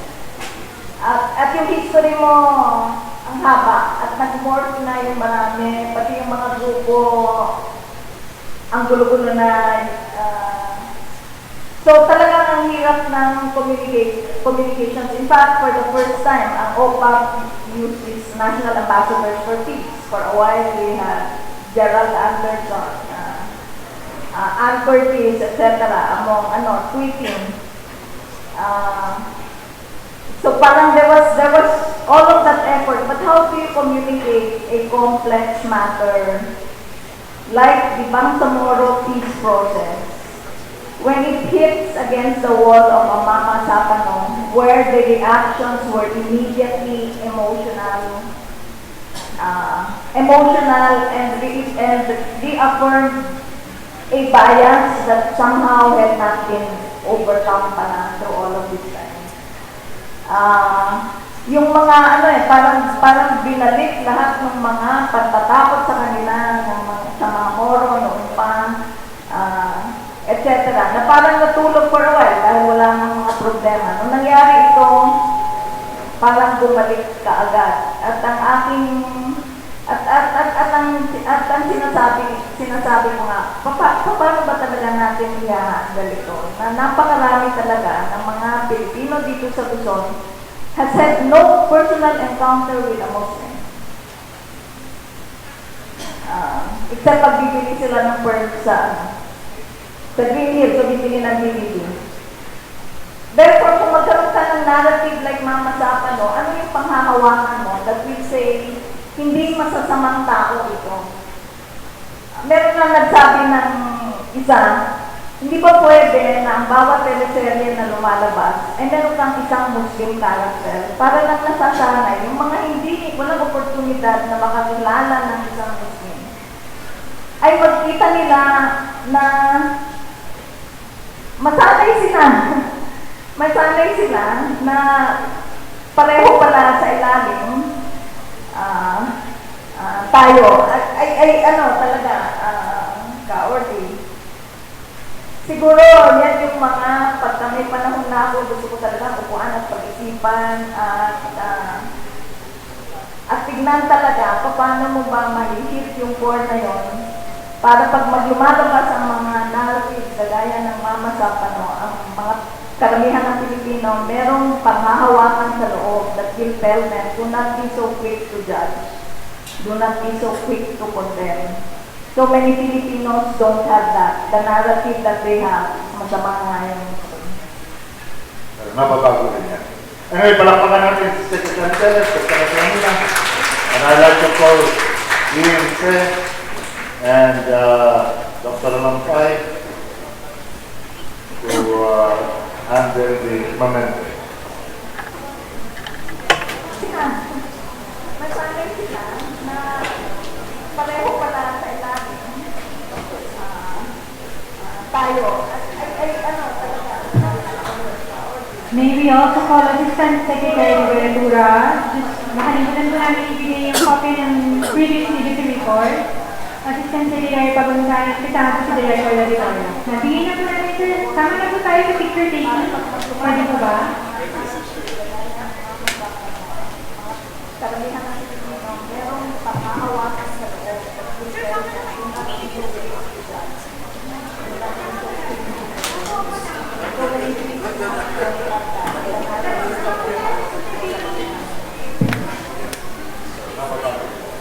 Anyway, palakpakan natin si Secretary Teles, Secretary Nila, and I'd like to call Actually, may gusto po kami ito kay para po kay Senator Mercado.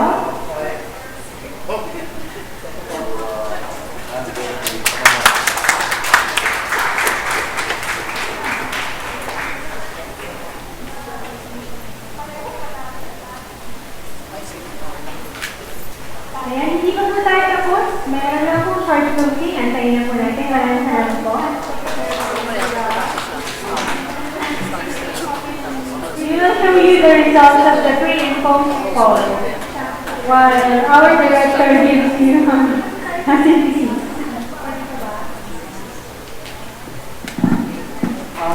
Hindi ko na po papahabaan yung activities. I think we learned a lot in today's session. It was a very, I think it's a very fruitful lesson. I'll just show you we'll just show you the poll results. We usually do a pre and post result survey. So when people came in, these were their expectations or their rating for the Aquino administration with respect to peace, justice, and security. You could look at the left side.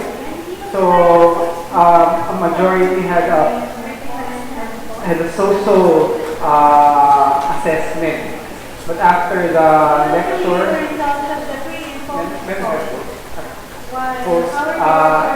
I think it's dumami naman ng konti yung excellent in the nabawasan yung course.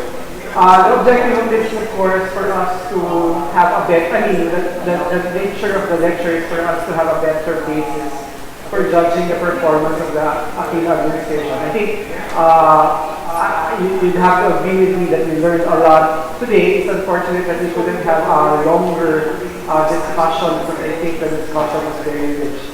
So again, on behalf of the National Culture Public Administration and Governance and the University of the Philippines, I'd like to thank everybody, especially our assessors and alternate assessors for spending time with us today. Thank you very much.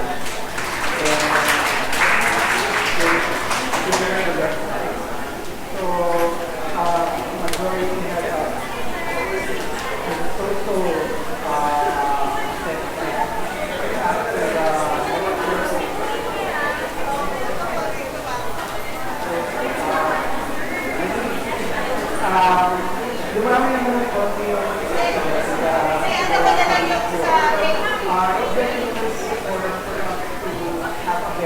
bago po kayo umalis, we hope that we can see you again on May 3 for the economic development.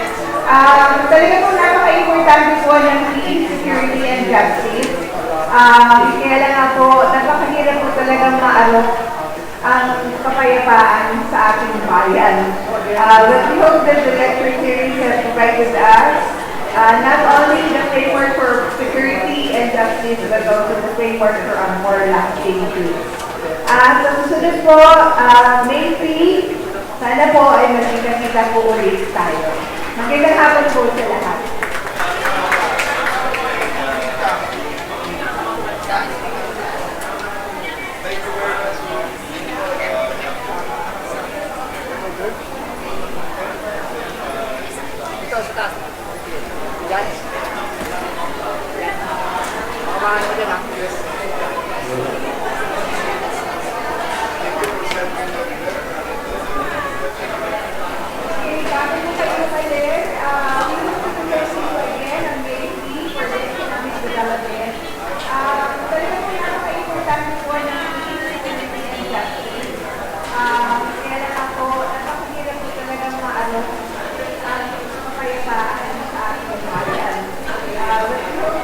You may also want to take some souvenir photos for the staffing booth. We have prepared some quote-unquote hashtags that you can hold while taking the picture.